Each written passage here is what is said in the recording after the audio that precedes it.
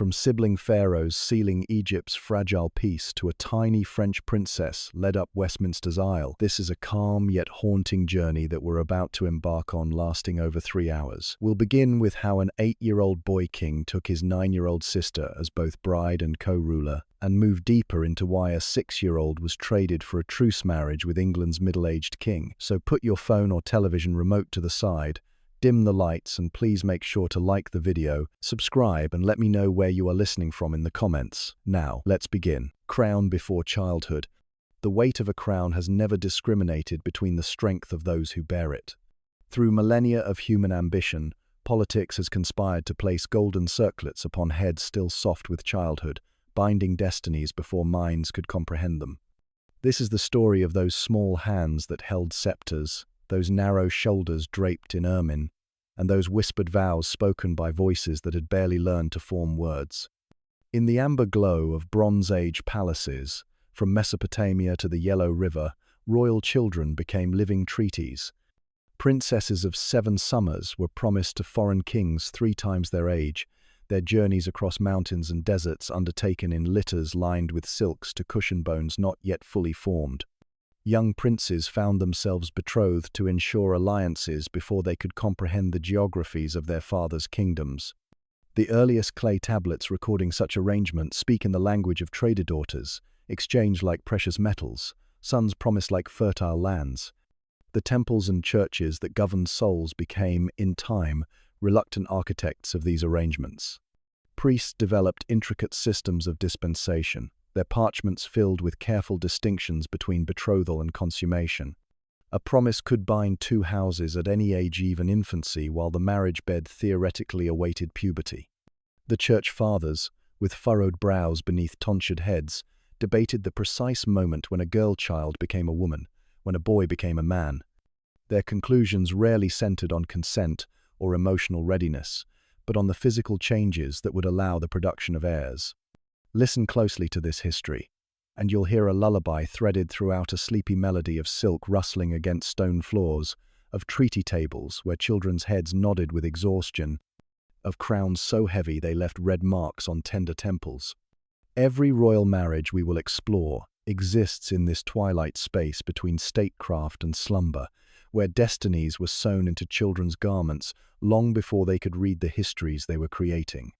The pattern repeats across continents and centuries, fragile bodies dwarfed by ceremonial robes, small voices rehearsing vows in languages sometimes foreign to their tongues. Dawn ceremonies were favored for these occasions, the uncertain light of morning reflecting the uncertain futures being forged. Small hands would tremble as they held ceremonial chalices too large for their grip. Court painters would later add inches of height, years of maturity to their portraits, creating the illusion of readiness where none existed. What binds these stories together is not merely the youth of their subjects, but the quiet weight of expectation. Behind every child marriage lay a dynasty's fear of extinction, a kingdom's hunger for expansion, a court's calculation of advantage. Children became living collateral in games of power, their childhoods mortgaged for peace treaties that often dissolved before they reached adulthood. Their education shifted overnight from nursery rhymes to diplomatic protocol, from wooden toys to jeweled scepters impossible to lift without assistance. Perhaps most poignant are the personal artifacts that have survived. Dolls packed alongside coronation robes, childish drawings tucked between state documents, tear stains on letters home written in unsteady hands. The private chambers of these child royals often maintained an uneasy balancier. Rocking horse might share space with a throne. A lesson book of kings might be annotated in a childish scrawl. As we journey through these histories, we'll pause in palaces from Alexandria to Kyoto, from Cusco to Krakow. We'll hear the rustle of silk canopies above beds too large for their occupants, the whisper of advisors coaching trembling voices through ceremonial responses, the gentle snores of child monarchs who fell asleep during their own coronation feasts. The stories span from ancient Egypt's sibling pharaohs to the last vestiges of these practices in the early modern era. This is not merely a chronicle of politics, but of childhood interrupted, of lullabies sung beside treaty tables, of teddy bears propped against thrones, of small feet that couldn't reach the floor during state councils.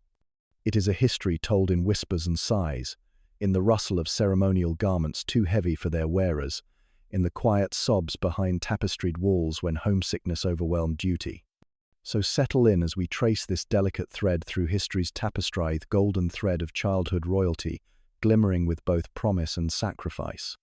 Our journey begins in the flickering light of ancient Egypt, where two siblings would forge the most famous child marriage of antiquity, their story preserved in gold and silence for over 3,000 years. Sibling pharaohs, Tutankhamun and Khafre. The sun was setting over Amarna, casting long shadows through the lotus-pillared halls of the royal palace.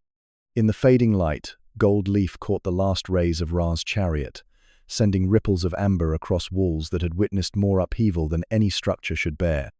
The air hung thick with frankincense and myrrh, a desperate attempt to mask the scent of political uncertainty that had lingered in these corridors for years. Two children stood at the center of it all, neither old enough to understand the weight of the crowns that would soon rest upon their heads. Tutankhamun, barely 9 years old, fidgeted with the pleated linen of his ceremonial kilt, his dark eyes darting between the priests who surrounded him like vultures. Beside him, Ankhesenamun, perhaps 8, maybe 9 palace records from those tumultuous times were never quite reliable, held herself, with the practiced stillness that royal children learned before they could properly walk. They were brother and sister. These two, though in the labyrinthine family tree of Egyptian royalty, such relationships were often more complicated than they appeared. Their father, the heretic pharaoh Akhenaten, had turned the known world upside down by abandoning the traditional gods of Egypt in favor of his singular obsession with the Aten, the disk of the sun. For nearly 2 decades, the old priesthood had watched their power crumble, while this new religion took root in the fertile soil of royal favor. But Akhenaten was gone now. His revolutionary reign ended in the whispers of conspiracy that always seemed to follow sudden deaths in the royal family. The kingdom needed healing, needed stability, needed a return to the old ways that had kept Egypt strong for over 1,000 years. And so, in the growing darkness of that Amarna evening, 2 children would be asked to carry a burden that had broken stronger shoulders than theirs. The ceremony began as the last light faded from the western sky. Candles flickered to life throughout the palace, their flames dancing in the evening breeze that drifted through open windows. The scent of lotus blossoms mixed with the heavier perfumes of the nobility who had gathered to witness this moment of transition. These were not the stern-faced priests of Memphis or Thebes, but rather the courtiers who had survived Akhenaten's reign by bending like reeds in the wind, adapting to whatever religious fashion held sway. The high priest of Amun-Ra, his head freshly shaved and gleaming with sacred oils, approached the 2 children with measured steps. His voice, when he spoke, carried the weight of centuries of tradition, each word carefully chosen to bind not just 2 young lives together, but to weave the very fabric of Egyptian society back into its proper pattern. "In the sight of the gods," he intoned, his voice echoing off the gold-leafed walls, "and by the will of Ma'at, goddess of truth and justice, we unite these 2 children of Ra in marriage and in sovereignty." The double coronation and wedding unfolded like a dream, or perhaps a nightmare, depending on one's perspective. Tutankhamun, his small hands trembling slightly, was presented with the crook and flail of pharaonic authority. The golden uraeus serpent, symbol of divine protection, was placed upon his brow with ceremony befitting a god-king, though the boy beneath the regalia looked more like a child playing dress-up in his father's clothes. Ankhesenamun received her own crown, lighter than her husband's but no less significant. As queen, she would be expected to provide an heir, to serve as the living embodiment of Isis, to counsel her pharaoh husband in matters of state and religion. The irony was not lost on the older courtiers present. There was a girl who had not yet reached her 10th year, being asked to fulfill roles that had challenged women twice her age. The marriage ceremony itself was conducted with surprising intimacy, given the political stakes involved. There were no grand processions through the streets of Amarna, no festivals lasting days on end. Instead, the children exchanged simple gold rings, while priests chanted prayers in the ancient tongue, their words drifting up toward the painted ceiling where images of the Aten still gazed down with rays ending in tiny hands. The political calculation behind this union was as clear as it was desperate. By marrying these two children, the surviving courtiers and priests hoped to legitimize the return to traditional religious practices while maintaining some connection to Akhenaten's lineage. It was a delicate balance, one that required the symbolic weight of royal marriage to hold together competing factions that might otherwise have torn the kingdom apart. As the ceremonies concluded and the couple was presented to the assembled nobility, few could have predicted how this political solution would ultimately unfold. The young pharaoh would indeed help stabilize the kingdom, working with advisors to gradually restore the worship of the traditional gods while carefully dismantling his father's religious revolution. The priesthood of Amun-Ra, so long suppressed, would regain much of their former influence and wealth. But childhood marriages, even royal ones, carried their own tragic momentum. Tutankhamun would die before reaching his 20th year, his body showing signs of violence that historians still debate. Ankhesenamun, widowed while still young, would find herself at the center of international intrigue, her marriage prospects becoming pawns in the great game of ancient Near Eastern politics. The palace at Amarna, witness to their hushed coronation and wedding, would itself become a casualty of the religious restoration. Within a generation, the city would be abandoned, its buildings dismantled, its very existence scratched from official records as if Akhenaten's revolution had been nothing more than a fever dream. Yet in that candlelit evening, with incense drifting through lotus-pillared halls and two children accepting crowns too heavy for their heads, none of these future tragedies seemed possible. There was only the present moment, the flicker of gold on walls, and the whispered prayers of priests determined to set their world right again, one child marriage at a time. Cleopatra, Ptolemy XIII, the 10-year-old king. Dawn broke slowly over Alexandria, painting the marble facades of the great library in shades of rose and gold. The Mediterranean stretched endlessly beyond the harbor, its waters still dark but beginning to catch the first hints of morning light. From the palace windows, one could see the lighthouse of Pharos standing sentinel against the horizon, its beacon having guided ships safely through the night, while the royal household slept fitfully through yet another crisis of succession. In the royal apartments, 18-year-old Cleopatra VII stood before a bronze mirror, watching her servants arrange the intricate plaits of her hair into the elaborate style befitting a pharaoh's sister wife. Her reflection showed a young woman already marked by the sharp intelligence that would define her reign, her dark eyes holding depths that seemed far older than her years. She had been educated in the Mausian alongside the greatest scholars of the ancient world, could speak 9 languages fluently, and had absorbed lessons in statecraft that most rulers never mastered. Today, she would marry her brother.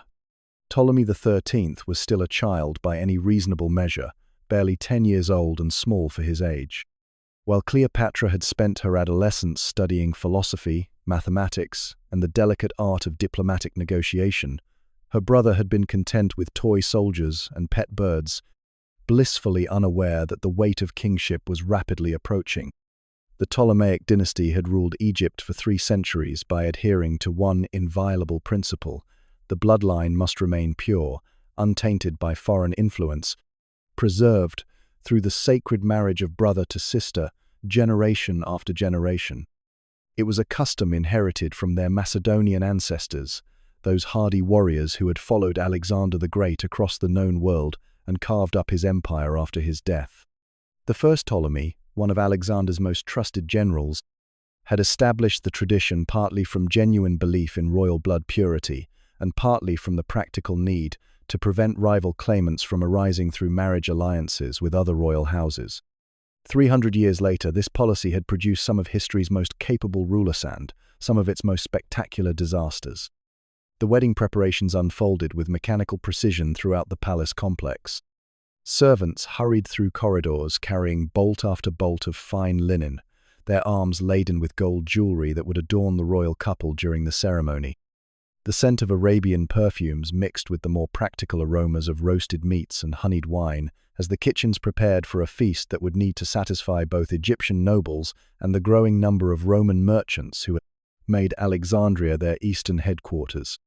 In his own chambers, young Ptolemy XIII was being dressed by tutors who spoke to him in the careful, patronizing tones reserved for children who must be protected from understanding too much too quickly.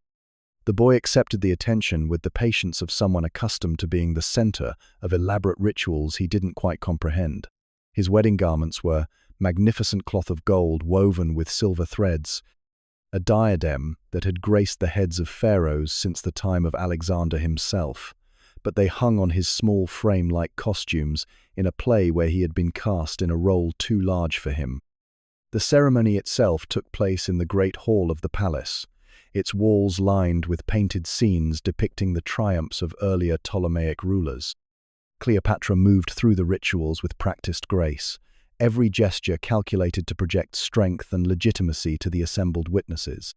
When she placed her hand in her brother's during the exchange of vows, the size difference was stark enough to draw uncomfortable glances from some of the older courtiers present. This was not merely a marriage, but a carefully orchestrated political solution to a crisis that had been brewing for months. The previous pharaoh, Ptolemy XII, had died, leaving his kingdom to his eldest children, according to Egyptian law and Ptolemaic custom. But Cleopatra, despite her obvious capabilities, was still a young woman in a world where female rule was viewed with suspicion by many traditional power brokers. By marrying her younger brother and ruling as co-monarchs, the succession could be presented as following proper precedent, while allowing the more capable sibling to wield actual authority. The Romans, whose influence in Egyptian affairs had grown steadily over the past century, watched these developments with keen interest. Alexandria was far too valuable. Its grain shipments fed Rome itself.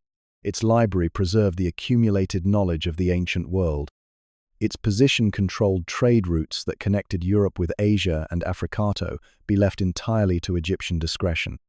Roman merchants and diplomats had already begun the delicate process of choosing sides in what they correctly anticipated would become a struggle for control of the kingdom. Following the wedding, the new royal couple took up residence in a section of the palace that had been hastily modified to accommodate their unusual circumstances.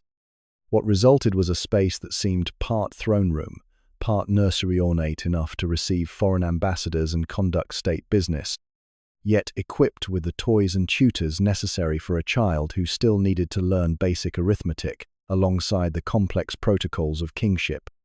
Cleopatra adapted to this strange arrangement with characteristic intelligence, using her brother's youth as both shield and sword in the deadly game of Hellenistic politics. When meeting with Roman delegations, she could present herself as the devoted sister wife, deferring to her pharaoh husband in matters of protocol while subtly ensuring that all substantive discussions flowed through her. With Egyptian priests and nobles, she emphasized their joint divine nature as descendants of Alexander and heirs to the pharaonic tradition, positioning their marriage as a sacred union blessed by the gods themselves. But managing a co-regency with a child partner proved more challenging than even Cleopatra's considerable abilities could fully handle. Ptolemy XIII might have been young, but he was still a Ptolemy, with all the pride and ambition that bloodline carried. As months passed, the boy began to chafe under his sister's guidance, encouraged by advisors who saw opportunity in the growing tension between the royal siblings. The floating palace that served as their mobile court became a symbol of this uncomfortable arrangement. The royal barge, magnificently appointed with silk canopies and gold fittings, would drift along the Nile while the young monarchs held court. But the atmosphere aboard grew increasingly strained, as Ptolemy XIII's advisors whispered poison in his ears about sister wives who forgot their proper place. The breaking point came, as it so often did in Ptolemaic history, through a combination of foreign pressure and domestic intrigue. Roman civil wars had reached a point where Egyptian support could tip the balance of power, and both royal siblings found themselves being courted by different Roman factions. What had begun as a practical solution to a succession crisis was transforming into something far more dangerous. The final act of this childhood marriage played out with the swift brutality that characterized Ptolemaic family politics. Ptolemy XIII, now approaching his 13th year and increasingly confident in his own authority, made his bid for sole power by attempting to eliminate his sister wife entirely. But he had underestimated both Cleopatra's intelligence and her connections with Roman power brokers, who valued competence over legitimacy. The boy king's flight down the river, pursued by forces loyal to his sister, marked the end of one of history's most unusual royal partnerships. His death, whether by drowning or assassination, left Cleopatra as sole ruler of Egypt and free to pursue the alliance with Julius Caesar that would define the next chapter of her remarkable career. The palace at Alexandria, which had witnessed their wedding ceremony and awkward co-regency, would continue to echo with the footsteps of rulers who came after. But it would never again house such a strange arrangement, a teenage queen ruling alongside a child husband, their marriage serving as both political necessity and tragic prelude to the larger dramas that would ultimately bring the Ptolemaic dynasty to its end. The 12-year-old sovereign, Jadwiga of Poland. The winter bells of Krakow Cathedral ring out across cobblestones slick with frost, their bronze voices echoing through narrow medieval streets where candlelight flickers behind shuttered windows. Inside the vast Gothic nave, where shadows dance between stone pillars that seem to stretch toward heaven itself, a child stands before the altar in robes that puddle around her feet like spilled silk.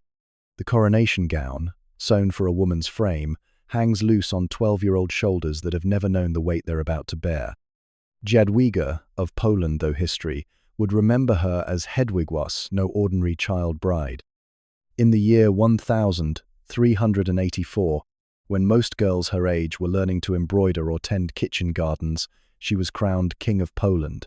Yes, king not queen. The Polish nobility, with their intricate political calculations and centuries-old traditions, insisted upon the masculine title. It carried more weight, more authority, more of the gravitas needed to hold together a kingdom stretched thin by competing interests and neighboring threats. But power, even royal power, comes with prices that children shouldn't have to pay.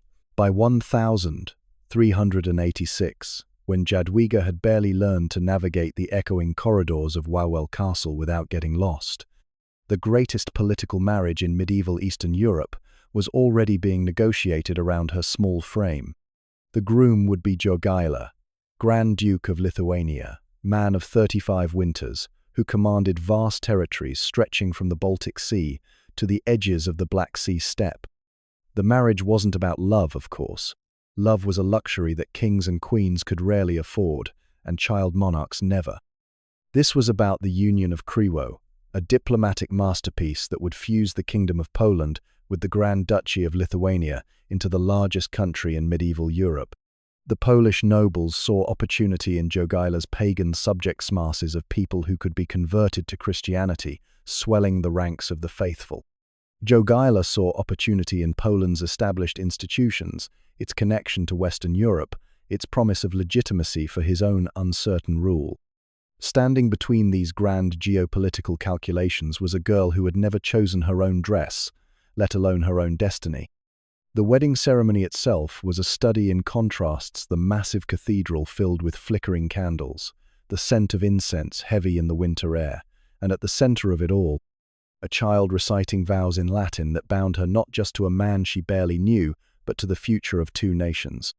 Yet within the rigid constraints of medieval queenship, Jadwiga found ways to exercise what little agency remained to her.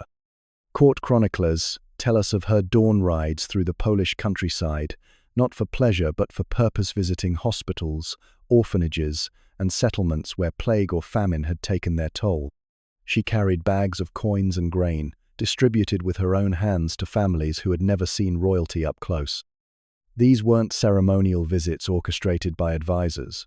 They were personal missions that spoke to something deep in her character. Her education, too, became a form of quiet rebellion against the limitations placed upon her. While other queens might have been content with basic literacy and household management, Jadwiga mastered Latin well enough to conduct diplomatic correspondence herself. Letters survive in archives across Europe, written in her careful script, negotiating everything from trade agreements to religious matters. She founded schools, patronized scholars, and even learned enough Hungarian to communicate directly with nobles from that part of her realm. The irony of her position was profound. She was called king, held ultimate authority over millions of subjects, commanded armies and navies, yet she couldn't choose when to rise in the morning or what to eat for dinner. Her daily routine was choreographed by protocol established centuries before her birth. She woke to the chanting of priests, dressed in garments selected by chamber ladies, ate meals planned by kitchen staff, and went to sleep in a bed shared with a husband chosen by politicians. Jogaila, for his part, seems to have treated his child bride with a mixture of respect and careful distance. Contemporary accounts suggest he understood the delicacy of the situation. Too much affection might appear weakness to the nobles, too little might inspire sympathy for Jadwiga that could be turned against him. He converted to Christianity as part of their marriage agreement, taking the name Władysław II, Jagiwa, and worked to honor the political promises that had brought them together. The union did achieve its geopolitical goals. The Polish-Lithuanian Commonwealth would dominate Eastern European politics for centuries, becoming a beacon of religious tolerance and parliamentary governance in a world more accustomed to absolute monarchy. Trade routes opened, agricultural techniques spread, and the Great Library at Krakow University, founded with Jadwiga's support, became a center of Renaissance learning. But personal happiness remained elusive. Jadwiga's letters home to Hungary speak of homesickness that never quite faded, of dreams filled with childhood memories of gardens and nurses who sang lullabies in her mother tongue. She wrote of long winter evenings in the castle, where the only sounds were wind howling through stone corridors and the distant chanting of monks in the chapel below. When pregnancy finally came, it carried both hope and terror.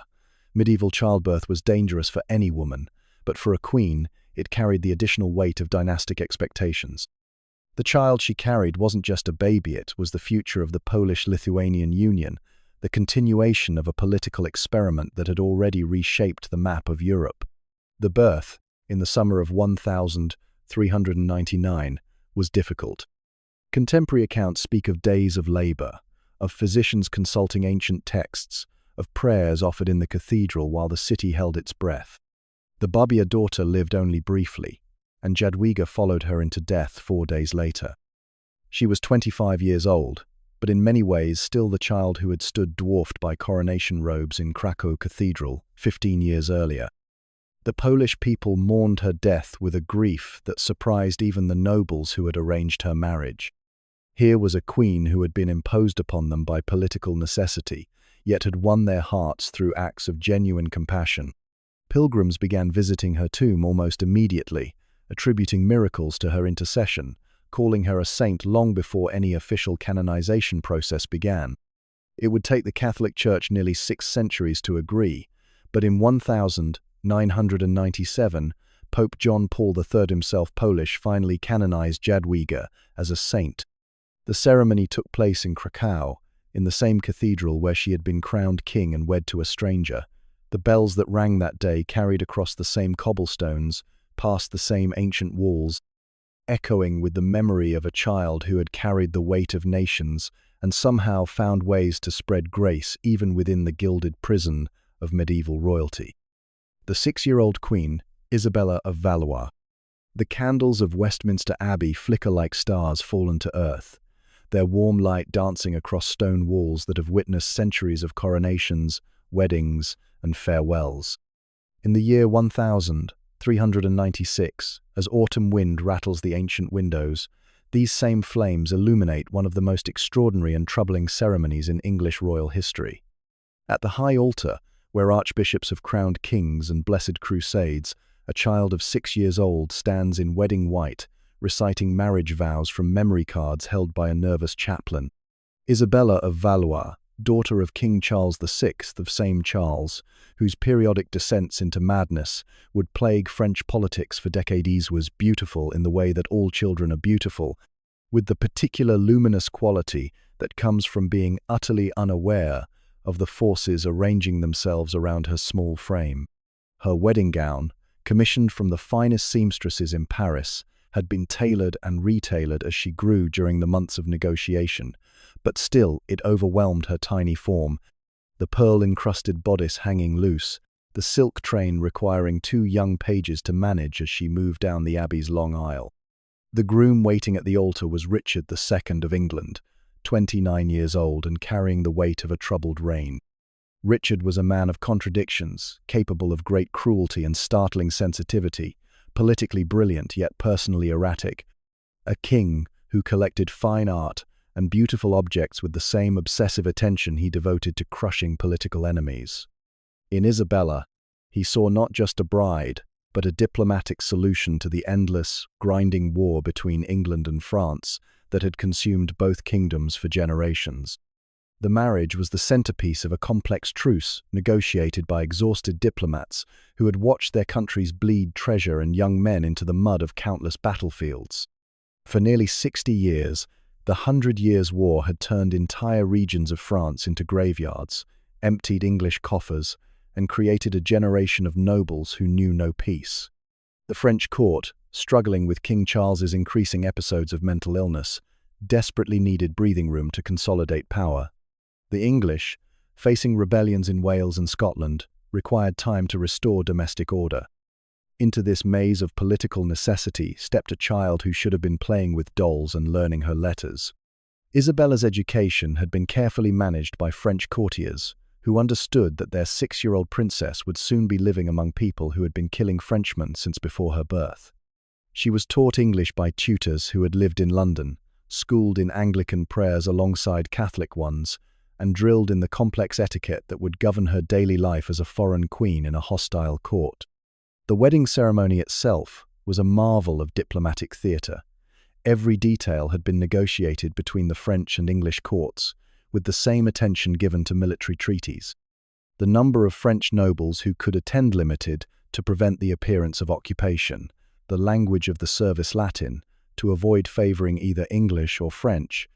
Even the wedding feast menu had been approved by both sides, with French wines served alongside English beef, a small symbol of the larger reconciliation both kingdoms desperately needed.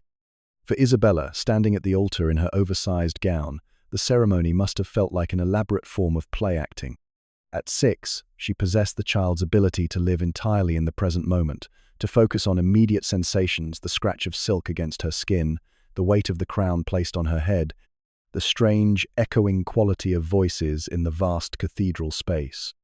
The political implications of her marriage, the treaties being signed even as she spoke her vows, the strategic importance of every kiss and curtsy, all of this remained mercifully beyond her understanding.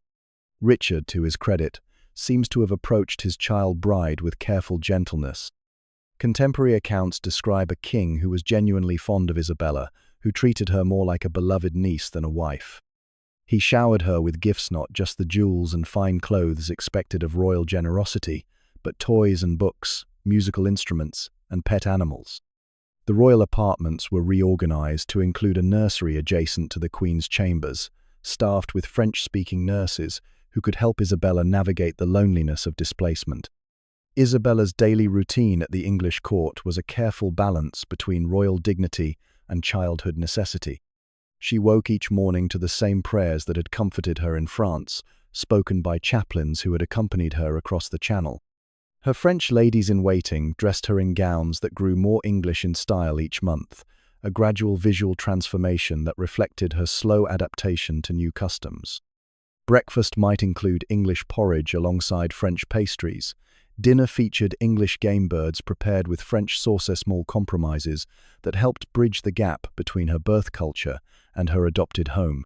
The afternoons were perhaps the strangest part of her new life. While other 6-year-olds might spend their days in free play, Isabella's time was carefully structured around the duties of queenship. She held court audiences, standing on a small platform so that petitioners could see her properly, listening to requests and complaints with the serious attention of a child playing at being grown up. Her responses, carefully coached by advisors, were delivered in a mixture of broken English and fluent French that charmed even the most skeptical English nobles. Yet even within these constraints, Isabella found ways to remain a child. Court records mention her collection of dolls, housed in a special cabinet in her chambers and dressed in miniature versions of the court gowns she wore herself. She kept a menagerie of small animals, rabbits, songbirds, and a particularly beloved spaniel named after her father. Most touchingly, she maintained a correspondence with her mother in France, dictating letters that mixed childish observations about English weather with homesick requests for familiar foods and French fairy tales.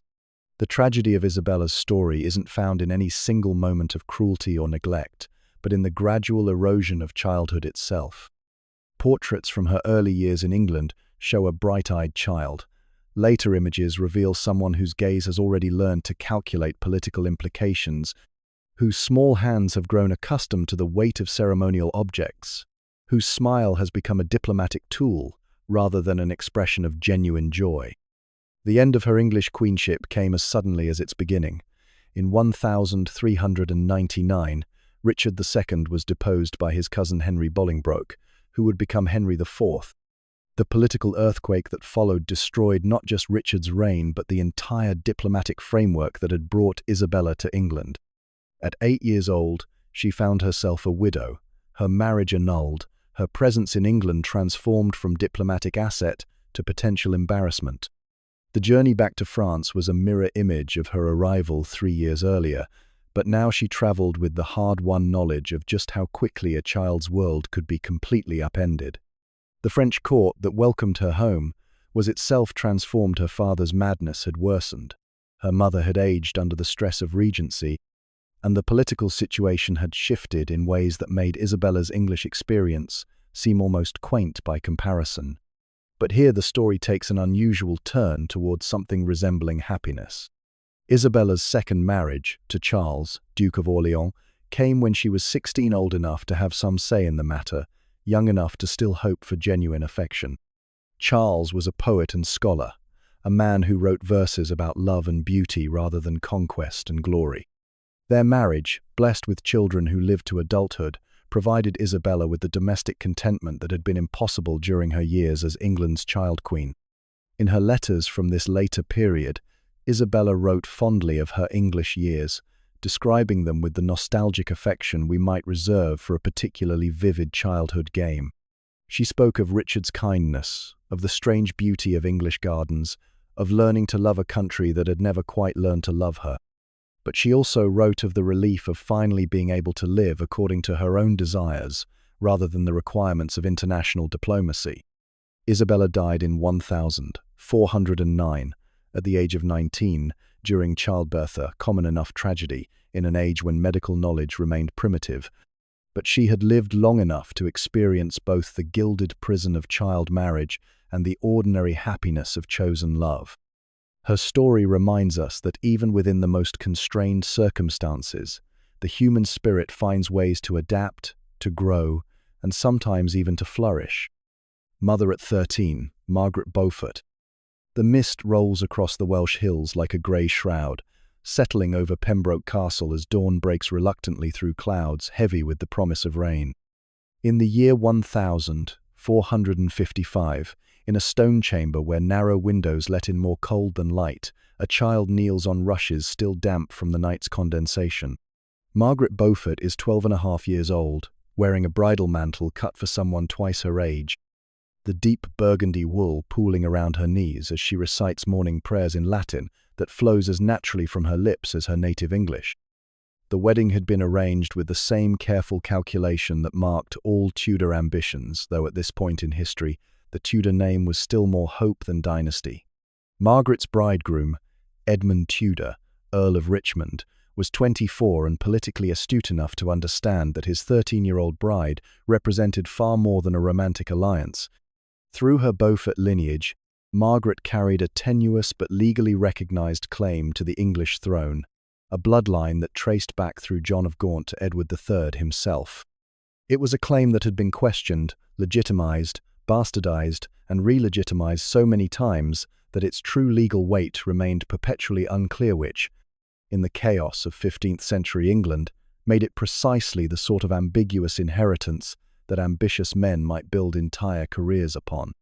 Edmund understood this arithmetic of bloodline and possibility, but Margaret herself was still learning the basic equations of marriage and motherhood that would define her existence.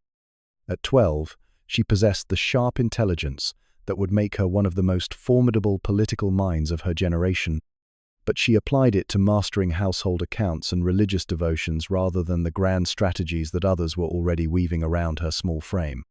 Her education had been exceptional for a girl of any ages. She read Latin and French fluently, wrote with the careful precision of a trained scribe, and could recite genealogies stretching back through centuries of English nobility with the same ease that other children might remember nursery rhymes.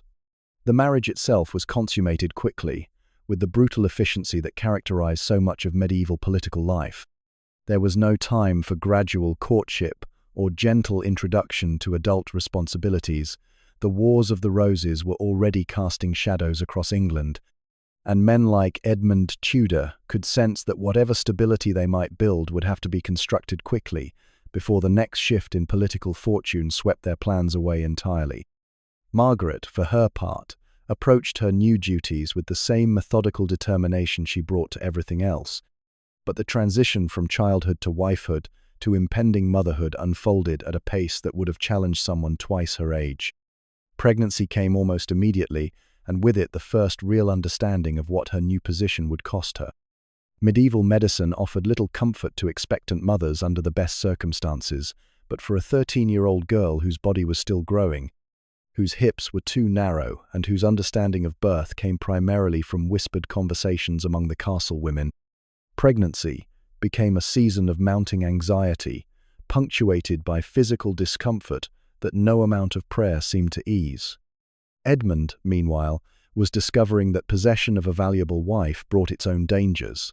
Other men coveted Margaret's bloodline claim with the same intensity he had brought to securing it, and the political landscape of Wales in 1455 was particularly treacherous for anyone connected to the Lancastrian cause.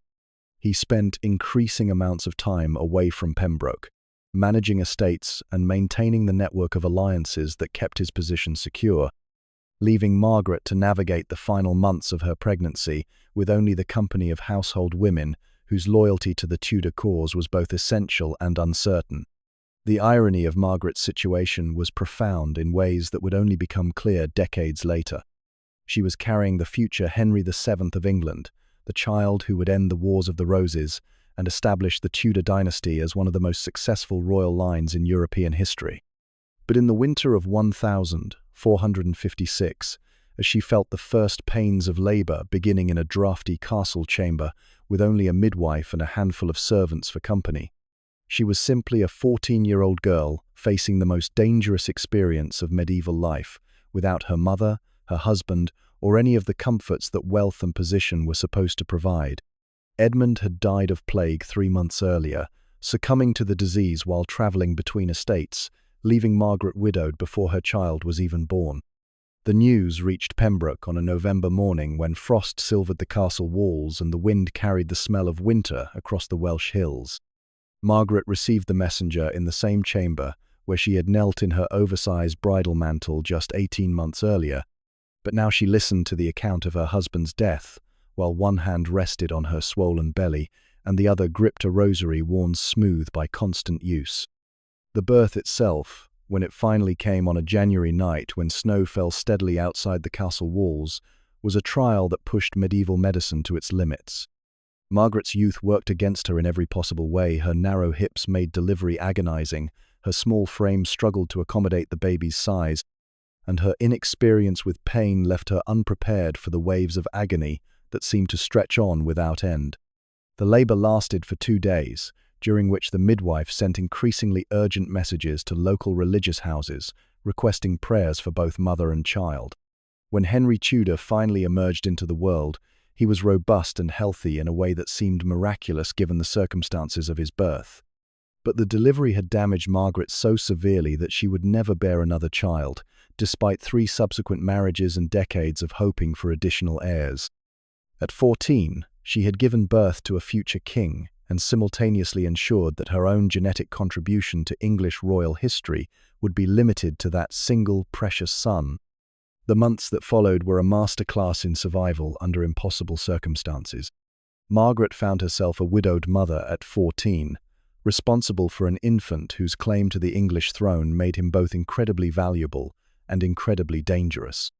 The political situation was deteriorating rapidly. The Wars of the Roses were shifting into their most violent phase, and anyone connected to the wrong side could expect imprisonment, exile, or execution depending on the victor's mood and the perceived threat of their bloodline. Margaret's response to these challenges revealed the steel core that would make her legendary among English political matriarchs. She arranged her son's safety with the same methodical care she had once applied to memorizing psalms, creating a network of guardians and safe houses that could protect Henry regardless of which faction controlled London at any given moment. She studied the genealogical claims of every major noble family, memorizing not just the official lineages but the whispered stories of illegitimate children and secret marriages that might someday become politically relevant. Most remarkably, she developed a prayer routine that became the foundation of her political strategy. Every evening, after the castle had settled into quiet and her infant son had been fed and settled for the night, Margaret would kneel in her chamber and work her way through a rosary while simultaneously planning the next day's correspondence, the next month's financial arrangements, and the next year's political alliances. The clicking of rosary beads became the soundtrack to dynastic ambition, prayer and politics intertwining, until they were indistinguishable aspects of the same grand project. Her letters from this period, preserved in various aristocratic archives across England, reveal a mind that operated on multiple levels simultaneously. She could write to a potential ally about the theological implications of recent papal pronouncements, while simultaneously conveying coded information about troop movements and marriage negotiations. Her Latin remained flawless, but it became a vehicle for communications that were far more sophisticated than the devotional exercises that had occupied her childhood education. The remarriages that followed, first to Sir Henry Stafford, then to Thomas Stanley, were approached with the same strategic thinking that governed everything else in Margaret's life. She needed protection for herself and her son, but she also needed to maintain the political flexibility that would allow Henry's claim to remain viable regardless of how the broader conflict resolved itself. Each husband brought different advantages. Stafford provided immediate security and social position. Stanley offered access to networks of political influence that stretched across northern England. But through all these calculations and arrangements, the core relationship remained between Margaret and her son. Henry grew up understanding that his very existence was political, that his safety depended on his mother's ability to navigate dangers that could materialize without warning, and from any direction. Margaret's evening prayers became his lullabies, the sound of rosary beads clicking in the darkness, a constant reminder that someone was watching over him, planning for his future, maintaining the careful balance of alliances and secrets that kept him alive. The transformation of Margaret from child bride to political mastermind wasn't accomplished through any single dramatic moment, but through the accumulation of thousands of small decisions made under pressure, each one building upon the last until the frightened 14-year-old widow had become one of the most formidable women in English history. By the time Henry finally claimed the throne at Bosworth Field in 1485, Margaret had spent 3 decades preparing for that moment, turning every setback into education and every alliance into another step toward the crown that she had always believed her son deserved. In later years, when courtiers would ask how she had managed to preserve Henry's claim through decades of civil war and political chaos, Margaret would always return to those early days at Pembroke Castle, to the lessons learned in a draughty chamber, while snow fell outside and an infant future king slept in a cradle built from Welsh oak. The hardships that might have broken someone else had instead forged the discipline and determination that made the Tudor dynasty possible. Every evening prayer, every calculated alliance, every moment of patience, in the face of seemingly impossible odds, all of it, had been preparation for a single moment when her son would ride onto a battlefield and emerge as King of England. The clicking of rosary beads in the darkness, the whispered prayers that blended supplication with strategy, the gentle rhythm of a mother's devotion intertwined with political ambition, these became the lullaby of English history itself, the quiet soundtrack to one of the most remarkable transformations in the long annals of royal power. Duchess at 12, Christina of Denmark. The morning light filters through tall windows of Milan's cathedral, casting rainbow patterns across marble floors polished to mirror brightness by centuries of faithful feet. In the year 1533, organ music drifts through the airy chapel like incense made audible, the deep bass notes reverberating off walls adorned with frescoes that tell stories of saints and miracles. At the altar, dwarfed by soaring Gothic arches that seem to reach toward heaven itself, stands a 12-year-old girl whose presence in this sacred space represents one of the most cynical political calculations of the Renaissance. Christina of Denmark had been born into the complex web of Habsburg family ambitions that stretched across Europe like an elaborate spider's web, connecting Spain to Austria, the Netherlands to Sicily, and binding together an empire so vast that contemporaries like to say the sun never set on Charles V's domains. Her father, Christian II of Denmark, had been deposed when she was still a child, leaving Christina and her mother to depend on the protection of her uncle, the Holy Roman Emperor Charles V. It was protection that came with a price, and that price was now being paid in a Milanese cathedral, where wedding bells were about to ring for a child who should have been playing with dolls rather than reciting marriage vows. The groom waiting at the altar was Francesco II, Sforza, Duke of Milan, a man of 40 whose weathered face and greying hair spoke to experiences that spanned twice Christina's lifetime. Francesco was intelligent, cultured in the Renaissance manner that prized learning alongside political acumen, and desperate enough to secure his duchy's future that he was willing to accept a bride young enough to be his granddaughter. Milan's strategic position in northern Italy made it a coveted prize in the endless conflicts between Habsburg and Valois, French and Spanish, papal and imperial interests. By marrying Christina, Francesco gained the protection of her uncle's vast military resources. By giving Christina to Francesco, Charles V secured a reliable ally in the heart of Lombardy. The wedding ceremony itself was a marvel of Renaissance pageantry, orchestrated to impress both participants and observers with the wealth and sophistication of the Sforza court. Christina wore a gown of silk so fine it seemed to shimmer with its own light, embroidered with threads of gold that caught the cathedral's morning sunlight and threw it back in dazzling patterns. Her train, carried by pages dressed in matching Habsburg colours, stretched nearly 20 feet behind her, a river of fabric that represented months of work by Milan's most skilled seamstresses. Yet for all its splendour, the gown couldn't disguise the fundamental incongruity of the senior child's face above a woman's wedding dress. Small hands holding flowers that shook slightly with nervousness or excitement, impossible to tell which. Francesco, to his credit, approached the ceremony with visible solemnity rather than celebration. Contemporary accounts describe a duke who seemed to understand the weight of what was being asked of his young bride, who conducted himself with the grave dignity appropriate to a sacrament rather than the cheerful enthusiasm expected at most weddings. His responses to the priest's questions were delivered in a voice barely above a whisper, as if speaking too loudly might somehow make the transaction more real than he could bear.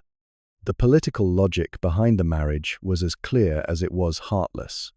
The Habsburg Empire needed Milan's strategic position to maintain communications between Spain and the Low Countries, while Francesco needed Habsburg protection to prevent Milan from being swallowed by French ambitions or papal territorial expansion.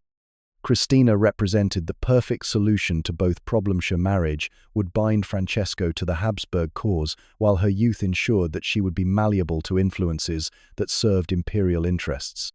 But empires, like individual lives, are subject to forces beyond human control. Francesco's health, never robust, began to decline almost immediately after the wedding. The stress of governing Milan while navigating the dangerous currents of Italian politics, combined with the personal strain of adjusting to marriage with a child, seems to have accelerated whatever underlying conditions were already compromising his constitution. Within months of the ceremony, court physicians were being consulted about remedies for fatigue, shortness of breath, and a persistent cough that grew worse as winter settled over Lombardy. Christina, meanwhile, was discovering what it meant to be a duchess at 12. Her days were structured around obligations that would have challenged someone twice, her age-morning audiences with Milanese nobles seeking ducal favour, afternoon sessions with household stewards, managing estates scattered across northern Italy, evening entertainments where she was expected to preside over conversations conducted in languages she was still learning. The ducal palace, for all its Renaissance splendour, became a kind of gilded schoolroom where she received crash courses in diplomacy, economics, military strategy, and the subtle art of managing personalities whose loyalty to the Sforza name was always contingent on the family's continued political relevance. The most remarkable aspect of these months was Christina's apparent adaptation to circumstances that should have overwhelmed her. Letters from the period, written by diplomats and courtiers who observed her daily routine, describe a child who approached her ducal responsibilities with surprising seriousness. She learned Italian quickly enough to conduct simple conversations without interpreters, studied the complex genealogies that governed Milanese noble relationships, and even began to grasp the basic economic principles that determined ducal policy toward trade guilds and agricultural estates. Yet beneath this surface competence, signs of strain were becoming evident to those who knew how to look for them. Christina's appetite became erratic, her sleep restless, and her previously cheerful disposition gave way to periods of withdrawn contemplation that worried her attendants. The transition from sheltered childhood to adult responsibility was being compressed into a time frame that didn't allow for gradual adjustment, and the cost was becoming visible in ways that courtly protocol couldn't entirely conceal. Francesco's death came in October 1535, less than 2 years after their wedding, on a morning when Milan's famous fog had settled over the city like a grey blanket. Christina received the news in the same chamber where she had been fitted for her wedding gown, but now she listened to the physician's gentle explanation while wearing the black mourning dress that marked her transformation from child bride to teenage widow. At 13, she had experienced marriage, ducal responsibility, and bereavementa, compressed lifetime of adult experiences that left her simultaneously mature beyond her years and still fundamentally unprepared for the decisions that lay ahead. The end of her marriage marked the beginning of a different kind of political utility. As Francesco's widow, Christina inherited substantial properties and, more importantly, the kind of aristocratic credibility that made her an attractive prospect for subsequent alliances. But her youth also meant that she retained the flexibility to be married again, to serve Habsburg interests in whatever capacity might prove most beneficial to imperial strategy. She had become, in the brutal calculus of Renaissance politics, a reusable diplomatic asset whose value had actually increased through her brief experience as Duchess of Milan. The most famous chapter of Christina's story, however, was yet to be written. In 1538, Henry VIII of England, seeking his fourth wife after the execution of Anne Boleyn and the death of Jane Seymour, sent ambassadors to inquire about Christina's availability for marriage. The proposal was transmitted through the usual diplomatic channels, accompanied by assurances about Henry's reformed character and promises about the favourable treatment Christina could expect as Queen of England. Christina's response has become legendary among students of Renaissance diplomacy, though the exact wording varies depending on which contemporary account one trusts. The essence of her reply, however, remains consistently reported across multiple sources. She informed Henry's ambassadors that if she had possessed 2 heads, she might have been willing to place one of them at his disposal, but since she had only the one, she preferred to keep it safely attached to her shoulders. It was a response that combined wit, wisdom, and a clear-eyed assessment of Henry's matrimonial track record that impressed even his own courtiers. The refusal was significant not just for its cleverness, but for what it revealed about Christina's development since her childhood marriage to Francesco. The frightened 12-year-old who had stood at Milan Cathedral's altar had evolved into a young woman capable of declining the most powerful king in Europe with sufficient diplomatic skill to avoid giving offense while making her position absolutely clear. She had learned to navigate the treacherous waters of international politics without losing either her principles or her head, quite literally, in Henry's case. Hans Holbein's famous portrait of Christina, painted around this time, captures something essential about her character that written accounts struggle to convey. The young woman who gazes out from the canvas possesses a composure that seems almost preternatural in someone barely out of her teens, but there's also something in her eyes that speaks to experiences no child should have endured. Holbein himself reportedly described her as a child already weary of courts, a phrase that has echoed through historical accounts ever since. Christina's later years were spent in relative obscurity, a deliberate choice that represented perhaps the greatest victory of her eventful youth. Having learned firsthand the costs of political marriage and imperial ambition, she chose a path that prioritized personal peace over public prominence.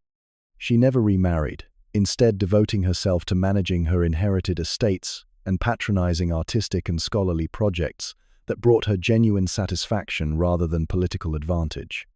When she died in 1590, at the age of 69, Christina had outlived most of the men who had shaped her childhood, including her uncle Charles V, whose vast empire had been divided among his heirs and was already showing signs of the strain that would eventually fragment Habsburg power. She had witnessed the rise and fall of dynasties, the birth and death of religious movements, and the constant rearrangement of European political boundaries that characterized the 16th century. But perhaps her greatest achievement was simply surviving her childhood with enough of her essential self intact to make meaningful choices about her adult life. In an age when girls of her background were routinely sacrificed to political necessity, Christina had managed to preserve enough agency to say no when it mattered most, to choose obscurity over prominence when the price of fame proved too high, and to find peace in a world that had offered her precious little of it during her formative years.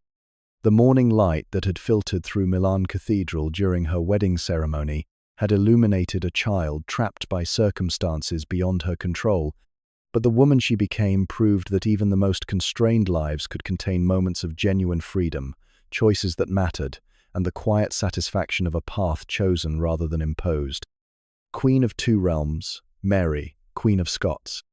Candle smoke drifts through the soaring nave of Notre Dame Cathedral, like incense made visible, curling upward past Gothic columns that have witnessed centuries of French royal ceremonies, coronations, and farewells.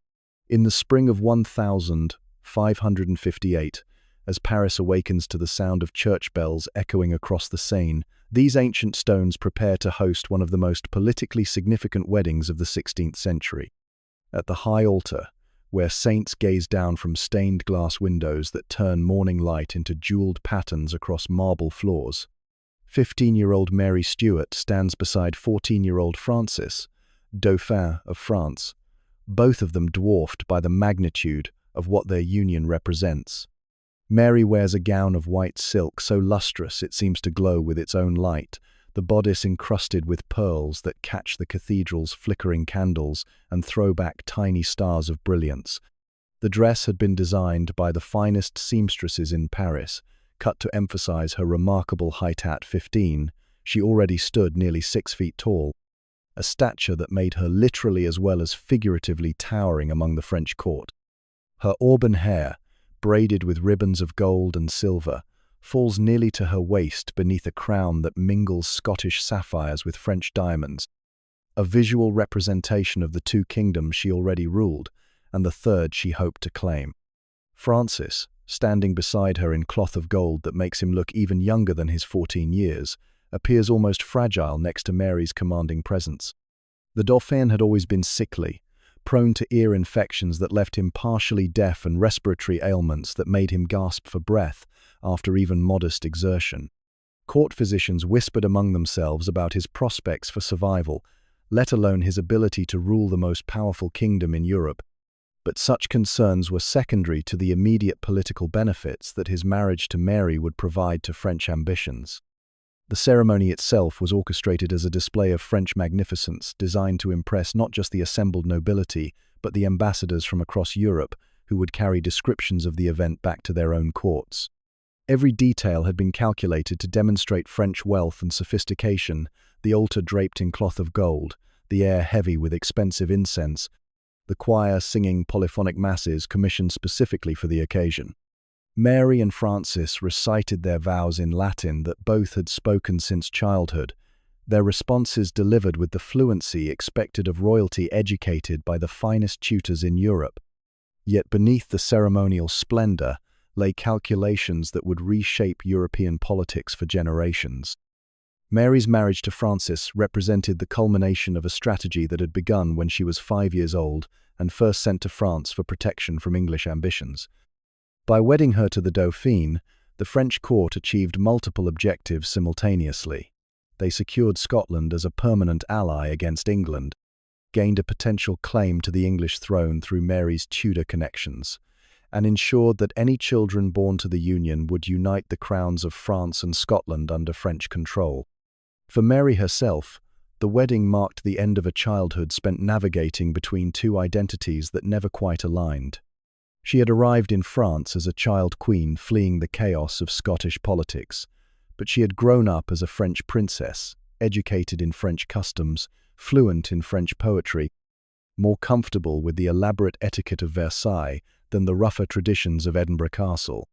Her letters from this period reveal someone struggling to reconcile the romantic ideals of French court culture with the harsh political realities that governed her actual circumstances. The first months of marriage passed in a whirlwind of ceremony and celebration that masked the essential strangeness of the union. Mary and Francis were technically husband and wife, but their relationship remained more like that of siblings who happened to share royal obligations. They attended state functions together, sat side by side during court entertainments, and maintained the public facade of a happy royal couple, but their private lives remained largely separate. Francis spent his evenings with tutors who tried to prepare him for kingship he seemed increasingly unlikely to survive long enough to exercise, while Mary passed her time with French ladies-in-waiting who treated her more like an exotic pet than a fellow aristocrat. The transformation of their relationship from political arrangement to genuine affection began gradually, sparked by shared experiences that had nothing to do with statecraft or dynasty. Both were bookish by nature, preferring poetry and music to the hunting and dancing that occupied most court leisure time. Francis wrote verses in French that Mary set to melodies learned from Scottish nurses who had accompanied her to France, creating hybrid compositions that reflected her own divided cultural identity. They developed private jokes in a mixture of French and Scots that their courtiers couldn't follow, carved out small spaces of genuine companionship within the elaborate protocols that governed every other aspect of their daily routine. When Henry II died in a jousting accident in July 1559, the teenage couple found themselves catapulted into responsibilities that neither felt prepared to handle. Francis became King of France at 15, while Mary simultaneously became Queen of France and remained Queen of Scotland, a combination of titles that made her arguably the most powerful woman in Europe. The irony was profound. She possessed theoretical authority over millions of subjects, commanded armies and navies, controlled vast treasuries, yet she couldn't choose what to wear in the morning or where to spend her afternoons without consulting advisors who had been managing her life since childhood. The weight of dual queenship pressed down on Mary with an intensity that surprised even those who had watched her grow up in the French court. Scotland, which she remembered only dimly from early childhood, was convulsed by religious conflicts that pitted Catholic against Protestant, French against English, traditional nobility against emerging merchant classes. France, meanwhile, was entering a period of religious civil war that would tear the kingdom apart for decades. Mary found herself theoretically responsible for resolving conflicts in both realms, while possessing actual control over neither. Francis's health, never robust, deteriorated rapidly under the stress of kingship. The ear infections that had troubled him since childhood worsened into constant pain that left him unable to concentrate on state business for more than a few minutes at a time. Court physicians prescribed treatments that ranged from the merely useless to the actively harmful, but nothing seemed to provide lasting relief. Mary watched her husband-friend waste away before her eyes, growing thinner and paler each week, his boyish enthusiasm replaced by a wan exhaustion that made him look decades older than his 16 years. The end came in December 1560, on a grey morning when frost silvered the windows of Fontainebleau Palace and Mary woke to find Francis unconscious beside her. He died that afternoon, his hand clasped in hers, while physicians debated whether his final ailment was the familiar ear infection or something more sinister that had finally overwhelmed his fragile constitution. At 18, Mary found herself a widow. Her brief reign as Queen of France ended, her position in the French court suddenly precarious, her future entirely uncertain. The months that followed were perhaps the most disorienting of Mary's entire life. Catherine de' Medici, Francis's mother, had never particularly liked her Scottish daughter-in-law, and saw no reason to continue supporting her now that the political advantages of the marriage had evaporated with Francis's death. Mary's Scottish realm, meanwhile, was in the hands of Protestant lords who had grown accustomed to ruling without interference from their Catholic queen, and were in no hurry to welcome her return. She found herself trapped between two kingdoms, belonging fully to neither, possessing theoretical claims to power that seemed increasingly meaningless in practical terms. It was during this period of political limbo that Mary began writing the lullabies that would become her most enduring personal legacy. Working by candlelight in chambers that grew colder as French hospitality gradually withdrew, she composed verses that blended French poetic forms with Scottish folk melodies, creating songs that reflected her own divided heart. The lyrics spoke of exile and longing, of children who never found their way home, of mothers who sang to babies they would never see again. These lullabies weren't written for any actual children. Mary's marriage to Francis had produced no heirs, but they captured something essential about her emotional state during those long months of uncertainty. She was mourning not just Francis's death, but the end of the only stable period she had ever known, the collapse of a life that had seemed to offer both personal happiness and political security. The verses she wrote during this time carried the weight of someone who understood that childhood was finally, irrevocably over, that whatever came next would require a different kind of strength than she had previously needed to summon. When Mary finally returned to Scotland in August 1561, she brought with her the cultural sophistication of the French court, the political insights gained from watching European diplomacy at the highest levels, and a collection of handwritten lullabies that represented her most honest attempt to make sense of a life that had been shaped by forces entirely beyond her control. The young woman who stepped off the ship at Leith was still recognizably the child who had fled Scotland 16 years earlier, but she was also something newer. Queen who had learned that power and happiness were not necessarily connected, that political success could coexist with personal loneliness, that even the most privileged lives contained their own forms of exile. The remainder of Mary's story, her tumultuous reign in Scotland, her imprisonment by English cousin Elizabeth, her eventual execution would unfold according to the harsh logic of 16th century politics. But those lullabies, written during her months of widowed uncertainty in France, captured something that transcended political calculation. The voice of someone who had been queen of two realms but had never quite found a place to call home. In the darkness of French palace chambers, with candle flames flickering against stone walls and the sound of winter wind rattling ancient windows, Mary Stuart had discovered that the most powerful songs were often the quietest ones, verses that drifted like sighs through stone and found their way into hearts that understood the particular ache of divided loyalty and interrupted love. A double-child wedding, Louis XIII, Anne of Austria. The gardens of Versailles shimmer in the pre-dawn darkness, their formal geometries outlined by torches that cast dancing shadows across gravel paths still damp with morning dew. Court magpies chatter in the ancient oaks that predate the palace, their voices mixing with the distant sound of servants preparing for ceremonies that will transform two children into husband and wife.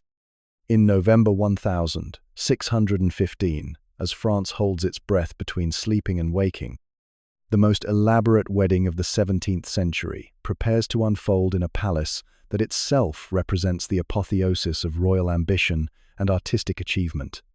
Both bride and groom are 14 years old, their ages matching in a way that seems almost too neat to be coincidental, as if the diplomatic architects of this union had ordered their births timed to achieve perfect symmetry. Louis XIII of France stands at his bedroom window, still wearing the simple nightshirt that palace protocol requires, watching the torchlight procession that signals the beginning of a day that will permanently alter his relationship to both his kingdom and his own identity. Across the palace, in chambers decorated with tapestries that tell stories of ancient royal weddings, Anne of Austria, despite her title, she is Spanish rather than Austrian. Daughter of Philip III of Spain, undergoes the elaborate preparation rituals that will transform her from Spanish infanta to French queen. The marriage represents the culmination of negotiations that had consumed European diplomacy for years, part of a complex peace settlement designed to end the religious wars that had been devastating both France and Spain since the beginning of the century. The Treaty of Fontainebleau, signed just months earlier, had required concessions from both sides that would have been unthinkable during the height of Catholic-Protestant hostilities. But exhaustion had made even the most hardened negotiators willing to consider arrangements that prioritized stability over ideological purity. Louis, despite his youth, already possessed the political instincts that would make him one of France's most effective kings, though those talents remained largely hidden beneath the shyness and uncertainty that characterized his public persona. He had been raised by tutors who understood that the religious conflicts tearing apart Europe required new approaches to statecraft, new ways of balancing competing interests without triggering the kind of total warfare that had nearly destroyed France during his father's reign.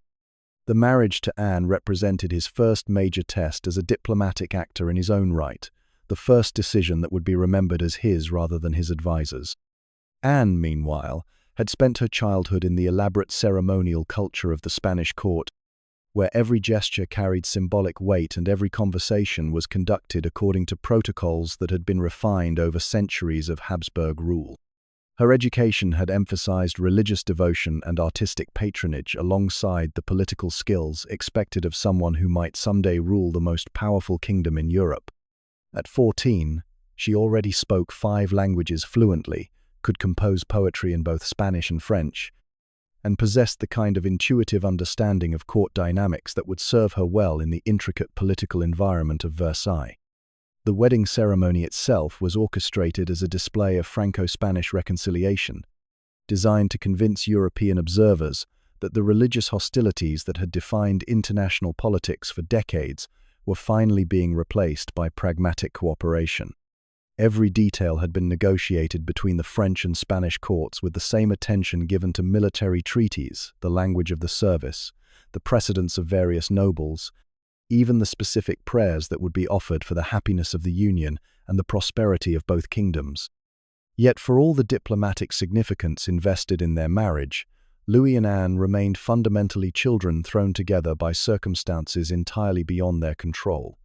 The elaborate ceremonies that surrounded their wedding day couldn't disguise the essential awkwardness of the situation. 2 teenagers who barely knew each other, who had been raised in different countries with different customs, who were expected to begin a relationship that would determine the future of European politics while still learning to navigate the basic social interactions of adolescence. The wedding feast that followed the ceremony was a marvel of culinary diplomacy, featuring dishes that combined French and Spanish traditions in ways designed to symbolize the cultural fusion that the marriage was supposed to represent. The musicians played compositions that blended French courtly forms with Spanish folk melodies, while the entertainment included dancers whose costumes incorporated elements from both kingdoms. Louis and Anne sat side by side at the high table, speaking to each other in carefully formal phrases that revealed how little they actually knew about each other's personalities beyond the basic biographical details that had been exchanged during the marriage negotiations. What followed was perhaps the most unusual honeymoon in royal history, a decade-long period during which the young couple lived as husband and wife in title while remaining essentially strangers in practice. Palace protocol required them to maintain separate apartments, to follow daily routines that intersected only during official ceremonies, to conduct their relationship according to rules that prioritize political symbolism over personal compatibility. They attended state functions together, participated in court entertainments as a unit, and maintained the public facade of a happy royal marriage while privately living lives that remained largely independent. The non-consummation of their marriage during these years became an open secret at court, a topic of whispered speculation among nobles who understood that the political benefits of the Franco-Spanish alliance depended ultimately on the production of heirs who could unite both bloodlines. Louis's shyness, Anne's homesickness, and the artificial atmosphere of their relationship combined to create a situation that satisfied diplomatic requirements while failing to achieve the personal intimacy that successful royal marriages typically required. Both Louis and Anne used these years to develop the individual characteristics that would define their later reigns. Louis threw himself into the study of military strategy and administrative reform, working with advisors who shared his vision of a France that could dominate European politics through superior organization rather than mere military force. He developed the methodical work habits and attention to detail that would make him legendary among French administrators, but he also cultivated a private emotional life that remained largely hidden from court observers. Anne, meanwhile, established herself as a patron of arts and letters, using her position to support painters, musicians, and writers whose work reflected the cultural synthesis that her marriage was supposed to represent. She learned to navigate the complex social dynamics of the French court while maintaining connections to Spanish relatives who provided emotional support during periods when the isolation of her position became overwhelming. Her letters from this period reveal someone who approached her royal duties with genuine seriousness, while struggling with the loneliness that seemed inseparable from her elevated status. The transformation of their relationship from political arrangement to genuine partnership began gradually, sparked by shared experiences that had nothing to do with state ceremonies or diplomatic obligations. Both were naturally devout, finding comfort in religious observances that provided respite from the constant scrutiny of court life. They began attending morning mass together, not because protocol required it, but because the quiet ritual offered opportunities for conversation that felt more natural than their formal public interactions. Louis's growing confidence as a king coincided with Anne's increasing comfort in her role as queen, and their relationship began to reflect the mutual respect that came from watching each other handle responsibilities that would have challenged people twice their age. The political crises that marked Louis's early reign, rebellions by Protestant nobles, conflicts with England, ongoing tensions with Spain, required the kind of collaborative decision-making that gradually broke down the artificial barriers that had characterized their first years of marriage. The birth of their first child, the future Louis XIV, came in 1638 after 23 years of marriage, an event that was greeted with celebrations that reflected not just relief at the continuation of the Bourbon dynasty, but genuine affection for a royal couple who had finally achieved the personal happiness that had eluded them for so long. Anne was 37, Louis 36, and their son's arrival marked the transformation of their relationship from diplomatic necessity to genuine partnership. Contemporary accounts of their later years describe a marriage that had evolved into something remarkable by royal standards of partnership, based on mutual respect, shared religious faith, and the kind of deep compatibility that can only develop between people who have weathered serious challenges together.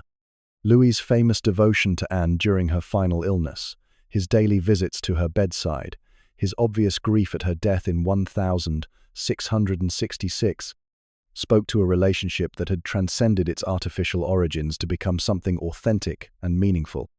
The irony of their story lies in its demonstration that even the most calculated political arrangements could sometimes evolve into genuine human connections, given enough time and patience.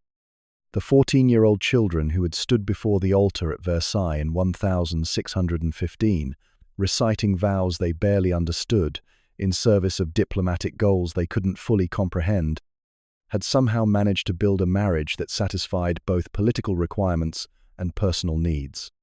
Their legacy extended far beyond their individual relationship to encompass the broader transformation of European politics that their union represented.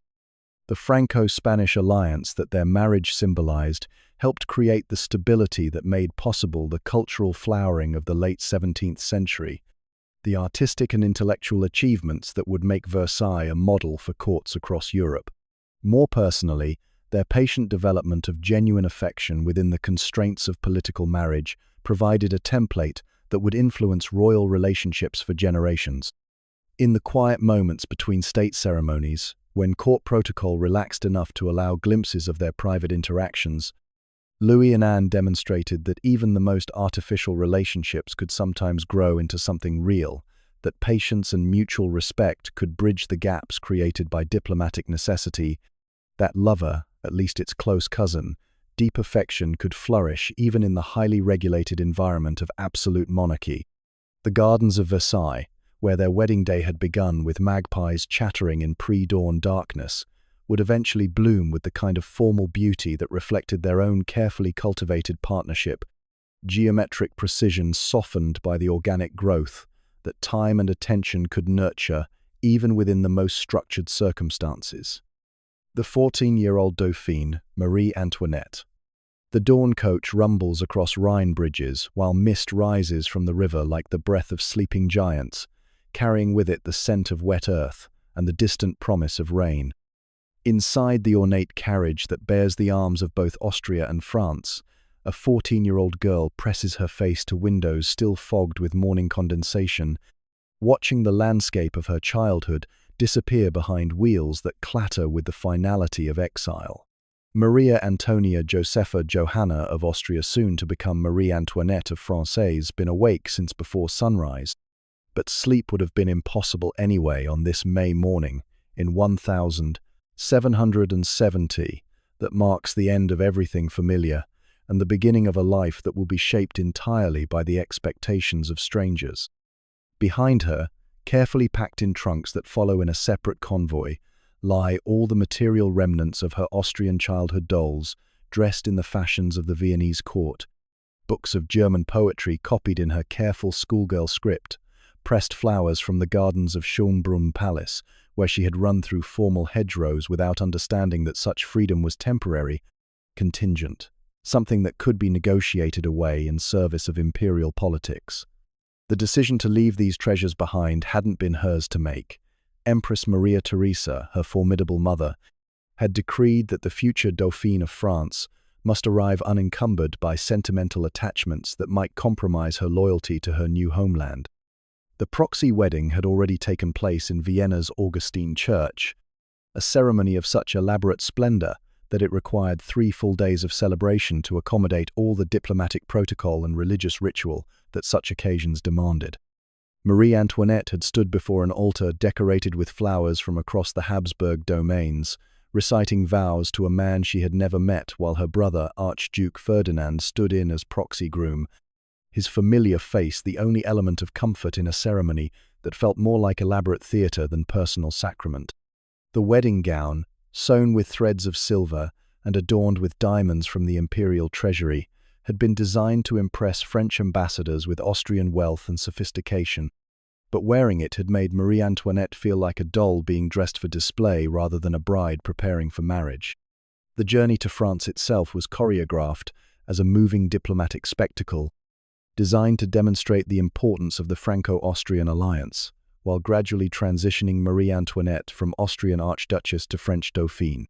At each stop along the route, local nobles offered elaborate entertainments that grew progressively more French in character, a subtle form of cultural immersion that was supposed to ease her adjustment to new customs and expectations.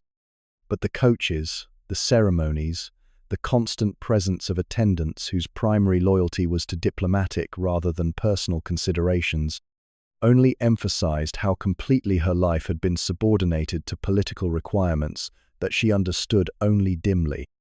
The ritual at the border between Austria and France was perhaps the most symbolically brutal moment of the entire transition.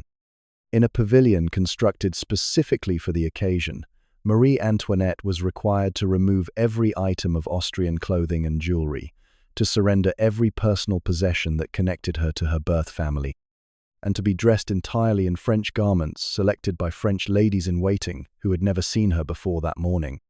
The process was conducted with ceremonial dignity, but it amounted to a ritualized erasure of identity, a public demonstration that the girl who emerged from the pavilion was no longer Austrian Maria Antonia, but French Marie Antoinette. Versailles, when she finally reached it after weeks of travel, was both more magnificent and more overwhelming than anything her Austrian upbringing had prepared her to navigate. The palace itself was a universe unto itself, containing thousands of courtiers whose daily routines revolved around elaborate protocols that had been refined over generations of Bourbon rule.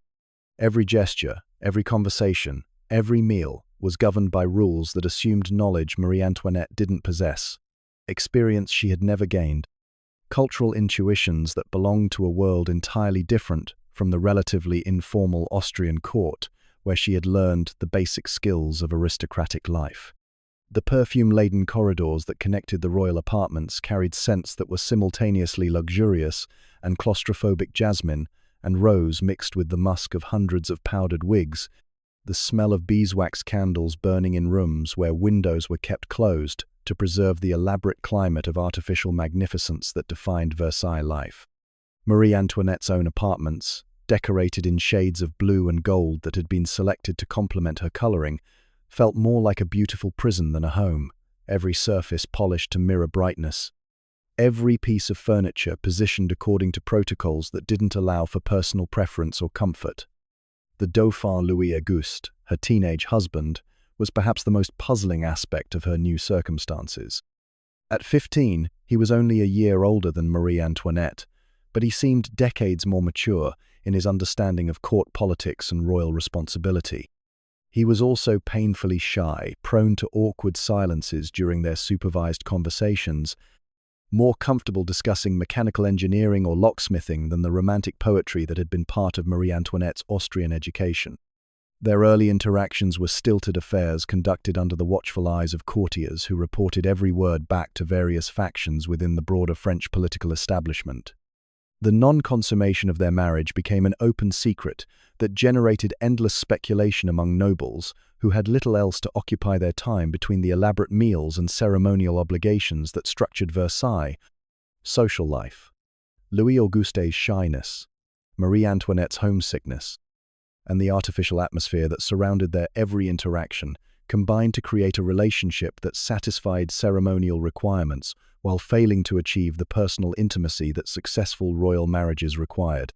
They attended state functions together, participated in court entertainments as a unit, but their private relationship remained that of awkward teenagers thrown together by circumstances beyond their control. Marie Antoinette's response to the isolation and artificiality of her position was to throw herself into the elaborate consumer culture that defined aristocratic identity in 18th century France. She became legendary for her attention to fashion, commissioning gowns from the finest seamstresses in Paris, collecting shoes and jewelry and fans with an enthusiasm that scandalized older courtiers who remembered more austere royal traditions. The shopping, the constant attention to appearance, the endless consultations with dressmakers and hairdressers provided a form of activity that felt meaningful within the narrow constraints of her daily routine. But beneath the surface frivolity lay a deeper loneliness that she struggled to articulate even in letters to her mother in Vienna. The teenage Marie Antoinette wrote of long evenings spent in apartments that echoed with emptiness despite being filled with the finest furniture in Europe, of conversations that never progressed beyond polite formalities, of a homesickness that seemed to intensify rather than diminish as months passed. She described dreams filled with memories of Austrian gardens, of nurses who had sung German lullabies, of a childhood that felt increasingly distant and unreal. Her bedtime prayers during these early years at Versailles were perhaps the most honest expressions of her inner life, whispered petitions that revealed hopes and fears she couldn't share with anyone in her immediate environment. She prayed for an heir who would secure her position and justify the political alliance that had brought her to France. But she also prayed for friendship, for genuine conversation, for someone who might care about her happiness, rather than merely her utility to French dynastic interests. These prayers, spoken in the mixture of German and French that represented her divided linguistic identity, carried the weight of someone who was learning that royal privilege came with costs that no amount of material luxury could compensate. The gradual transformation of her relationship with Louis Auguste, from awkward formality to genuine affection, provided one source of comfort during her difficult adjustment to French court life. Both were naturally studious, finding common ground in shared reading projects that allowed for conversations that felt more natural than their supervised public interactions. Louis Auguste's passion for mechanical engineering initially seemed like an incomprehensible obsession to Marie Antoinette, but she gradually came to appreciate the focused concentration that such work required, the satisfaction he derived from solving practical problems that had clear solutions. The birth of their first child, Marie-Thérèse Charlotte, in 1778 after 8 years of marriage, marked a turning point in Marie Antoinette's relationship to her role as Dauphine and future Queen of France. The long-awaited pregnancy had been greeted with celebrations that reflected not just relief at the continuation of the Bourbon dynasty, but genuine affection for a royal couple who had finally achieved the personal happiness that had eluded them for so long. Marie Antoinette was 23, old enough to approach motherhood with genuine enthusiasm rather than mere duty. young enough to find joy in the daily routines of childcare that provided welcome relief from the artificial obligations of court life. Yet, even as her personal circumstances improved, the broader political situation in France was deteriorating in ways that would eventually engulf her entire world. The financial crisis that had been building throughout the reign of Louis XV was approaching a point where traditional solutions no longer seemed adequate to address the fundamental problems facing the French state. The American Revolution, which France had supported as a way of weakening British power, had drained the royal treasury while inspiring dangerous ideas about popular sovereignty and individual rights that challenged the philosophical foundations of absolute monarchy. Marie Antoinette's response to these gathering storms was to retreat further into the private world of family life and personal relationships that provided refuge from political realities she couldn't control and barely understood. She created an elaborate fantasy of rural simplicity at the Petit Trianon, a small palace on the Versailles grounds where she could play at being a simple countrywoman, surrounded by friends who shared her desire to escape the suffocating protocols of court life. The famous Hamlet, where she and her companions dressed as shepherdesses and milkmaids, became a symbol of aristocratic frivolity to critics, who saw such activities as evidence of dangerous disconnection from the real concerns of ordinary French people. But there was something poignant about these elaborate games of make-believe, these attempts to construct a world where relationships could be based on genuine affection rather than political calculation, where conversations could focus on personal interests rather than diplomatic requirements. Marie Antoinette's letters from this period reveal someone who understood, however dimly, that the world she had been trained to inhabit was becoming increasingly unsustainable, that the elaborate ceremonies and protocols that defined aristocratic identity were losing their power to command respect or even basic acknowledgement from the broader population. The distant drums that began to echo through the French countryside in the 1780s carried messages that would eventually reach even the perfumed corridors of Versailles, but for now they remained background noise, easily ignored in favor of more immediate concerns about fashion and family, friendship, and the small pleasures that made daily life bearable within the gilded constraints of absolute monarchy. Marie Antoinette's story was entering its final act, but the 14-year-old girl who had crossed the Rhine bridges 20 years earlier, leaving behind every material connection to her Austrian childhood, had at least found ways to create meaning and happiness within circumstances that had seemed designed to prevent both. In her private moments, when the day's ceremonies were finally complete and the courtiers had withdrawn to their own quarters, Marie Antoinette could still remember the sensation of looking back through carriage windows as the landscape of her childhood disappeared behind wheels that clattered with the rhythm of irreversible change. The dolls she had left behind in Austrian trunks, the pressed flowers from Schönbrunn gardens, the lullabies sung in her mother tongue. Of these remained as echoes in a memory that was learning to accommodate both loss and discovery, both the grief of displacement and the unexpected joy of connections that transcended the political calculations that had shaped her destiny. The drums were still distant, their messages still unclear, but they carried within their rhythms the promise of transformations that would sweep away not just Marie Antoinette, but the entire world that had created her. For now, though, in the quiet hours before dawn when even Versailles fell silent, there remained space for private thoughts, personal prayers, and the kinds of dreams that could still imagine futures different from the inexorable logic of political necessity. The echoes would fade into sleep, but they would return with each new morning, carrying their cargo of memory and possibility through corridors that had witnessed centuries of royal ambition and would soon witness its final, tragic conclusion. Italian girl in a French court, Catherine de' Medici. The Mediterranean storm strikes just past dawn, sending waves the color of pewter crashing over the ship's bow, while 14-year-old Catherine de' Medici clutches the wooden frame of her berth and tries not to think about the trunks sliding back and forth across her cabin floor. Each roll of the vessel sends her belongings, carefully packed remnants of a Florentine childhood, tumbling in a chaos that seems to mirror the upheaval of her entire existence. Wedding gifts from Pope Clement VII, her great-uncle, rattle against dowry chests filled with silks that smell of Tuscan lavender. while outside her porthole the French coast appears and disappears behind veils of rain that make the future seem as uncertain as the storm-tossed horizon. The journey from Florence to Marseille should have been a triumph, a ceremonial procession befitting the marriage alliance that would bind the Medici banking fortune to the crown of France.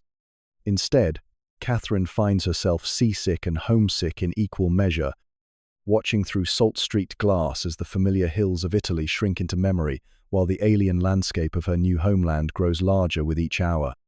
The ship's captain, a weathered Genoese sailor who has navigated these waters for 30 years, keeps apologizing for the rough crossing.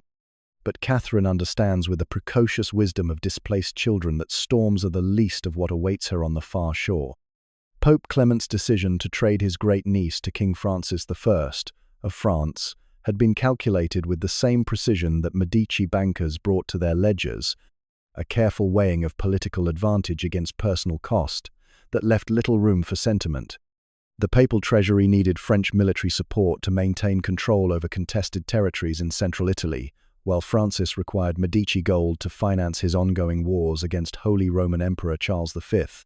Catherine represented the perfect solution to both problems. Her marriage to the king's second son, Henry, would seal the alliance, while her substantial dowry would help fill French coffers emptied by decades of expensive military campaigns.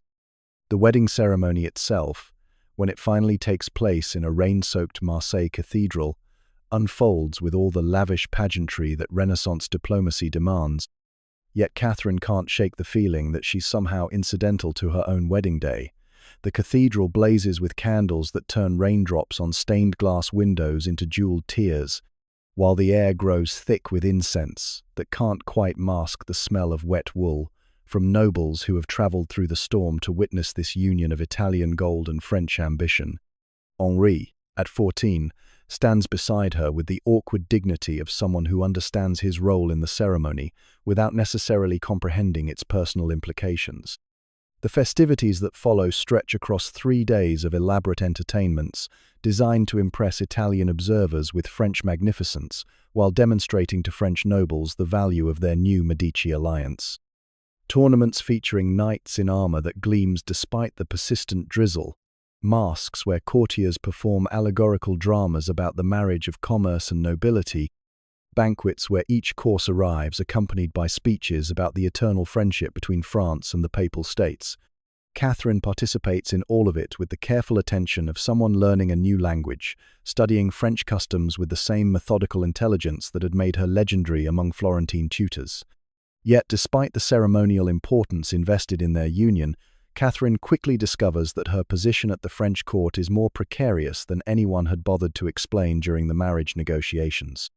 Henri's older brother, the Dauphin Francis, remains healthy and popular, making Henri a spare heir whose Italian wife carries little immediate political weight. Worse, Catherine's failure to produce children during her first years of marriage becomes a source of whispered speculation among French nobles who had expected Medici fertility to justify the alliance's financial cost. The decade that follows becomes a masterclass in survival through inconspicuousness, as Catherine learns to navigate French court politics while remaining sufficiently unremarkable to avoid becoming a target for those who resent Italian influence in French affairs. She throws herself into studies that had been merely encouraged in Florence, but become essential survival skills in France: astronomy, astrology, and the kind of subtle poison detection that wealthy Italian families had practiced for generations. Her late-night sessions in the Palace Observatory, where she charts planetary movements and searches for omens that might predict her husband's prospects, become refuges from days spent smiling through conversations that never quite acknowledge her presence. Catherine's apartments during these years reflect her complicated position, richly furnished enough to maintain ducal dignity, yet located in palace sections that visiting diplomats rarely see. She surrounds herself with books brought from Italy, astronomical instruments gifted by Medici relatives, and a small collection of mechanical clocks, whose regular ticking provides comfort during long evenings when Henri is occupied with the military training that consumes most of his attention. The rooms smell perpetually of the herbal preparations she brews following recipes learned from Florentine physicians, subtle mixtures that aid digestion, promote sleep, or counteract the effects of substances that might find their way into food or wine. The transformation of her circumstances begins unexpectedly in 1536, when Dauphin Francis dies suddenly after a tennis match, elevating Henri from spare to heir, and Catherine from insignificant duchess to future Queen of France. The change brings new scrutiny to her childless state, but it also grants her access to resources and information that had previously been beyond her reach. She begins hosting salons, where French and Italian scholars discuss philosophy, mathematics, and natural sciences, creating networks of intellectual loyalty that complement the political alliances Henri manages through more traditional means. Her midnight mediation sessions become legendary among courtiers, who understand court intrigue well enough to recognize genuine skill when they observe it. Whether the issue involves territorial disputes between noble families, trade disagreements between merchant guilds, or the delicate matter of investigating suspected poisoning attempts, Catherine approaches each problem with the systematic methodology that Medici business training had instilled in her since childhood. She listens to all parties, consults relevant precedents, and proposes solutions that typically satisfy competing interests while advancing her own family's position. The astronomy that had begun as private solace gradually evolves into a political tool as Catherine develops a reputation for predictions that prove remarkably accurate. She correctly forecasts harvest yields that determine grain prices, anticipates weather patterns that affect military campaigns, and even predicts the deaths of prominent nobles with enough precision to suggest access to information beyond what celestial observation alone could provide. Whether her success stems from genuine astrological insight or carefully managed intelligence networks remains unclear, but the practical results establish her as someone whose advice proves worth soliciting. Catherine's relationship with Henri during these years develops into something resembling genuine partnership, built on mutual respect for each other's complementary skills rather than romantic passion. Henri excels at the public aspects of royal duty, military leadership, ceremonial occasions, the kind of personal charisma that inspires loyalty among soldiers and nobles. Catherine handles the private complexities, financial management, diplomatic correspondence, and the subtle manipulation of court dynamics that determines which policies actually get implemented despite official declarations. The birth of their first child, Francis, in 1544 after 9 years of marriage, finally silences critics who had questioned Catherine's fertility while providing her with the dynastic security that makes possible more ambitious political projects. The subsequent arrival of 9 more children over the next 14 years transforms the French succession from a source of anxiety into a diplomatic resource, as Valois offspring become available for marriage alliances that extend French influence across Europe. But even as her position grows more secure, Catherine never entirely loses the wariness that had characterized her early years at the French court. Her chambers continue to smell of the herbal preparations that aid sleep and counteract poison. Her late-night astronomical observations persist, despite the demands of motherhood, and her networks of scholars and physicians expand to include practitioners whose expertise extends well beyond conventional medicine. She has learned that power in 16th century France requires constant vigilance, that today's ally can become tomorrow's enemy, with shifts in royal favor or international circumstance. The irony of Catherine's story lies in how completely she mastered a political environment that had initially seemed designed to marginalize her. The 14-year-old girl who had arrived in Marseille seasick and homesick, clutching trunks filled with Florentine memories while French storms battered her ship, had evolved into one of the most formidable political minds of her generation. Her success came not from abandoning Italian methods but from adapting them to French circumstances, using Medici commercial intelligence and Florentine diplomatic subtlety to navigate court dynamics that defeated nobles with more obvious advantages. In later years, when historians would debate Catherine's role in the religious wars that convulsed France during her children's reigns, they would often overlook the foundational experiences that shaped her approach to power. The storms that had rocked her marriage voyage from Italy, the decade of careful invisibility that followed her arrival, the midnight sessions where she had learned to read both stars and human nature with equal precision. All of these had contributed to the formation of a political personality that prioritized survival above ideology, practical results above moral purity. The observatory where she had spent so many sleepless nights searching for omens in planetary movements would eventually become a symbol of the intellectual curiosity that distinguished her reign, but it began as something simpler, a refuge, where a displaced Italian girl could find patterns in celestial chaos that helped her navigate the earthly storms surrounding her new existence. The stars had provided comfort when human society offered little, guidance when political currents seemed too complex to map, and ultimately a language for describing futures that careful planning and patient maneuvering might still influence despite the constraints of dynasty and diplomacy. Mughal childhood vows: Akbar, Ruqayya Sultan Begum. The amber dawn spreads across Kabul's citadel like honey poured over ancient stone, its golden light catching the carved surfaces of walls that have witnessed the rise and fall of dynasties stretching back through centuries of Central Asian conquest. Rosewater scent swirls through courtyards where fountains murmur their eternal conversations with morning birds, while the high palmiers catch the first sunlight and throw it back in crystalline brilliance that makes the entire world seem newly created. In the women's quarters of this mountain fortress, where silk carpets from Kashan muffle footsteps and brass braziers fill the air with sandalwood smoke, 13-year-old Akbar prepares for a wedding ceremony that will bind him not just to his 14-year-old cousin Ruqayya Sultan Begum, but to the complex web of Timurid lineages that legitimize Mughal claims to rule half the known world. The marriage has been arranged by Akbar's father, Humayun, as part of a broader strategy to consolidate family alliances during a period when Mughal power remains more aspiration than accomplished fact. The great Babur's empire, won through brilliant military campaigns that combined Central Asian cavalry tactics with innovative artillery, has fragmented since his death into competing claims managed by sons and cousins whose loyalty to each other fluctuates with their individual prospects for advancement. Ruqayya represents more than a bride for young Akbar.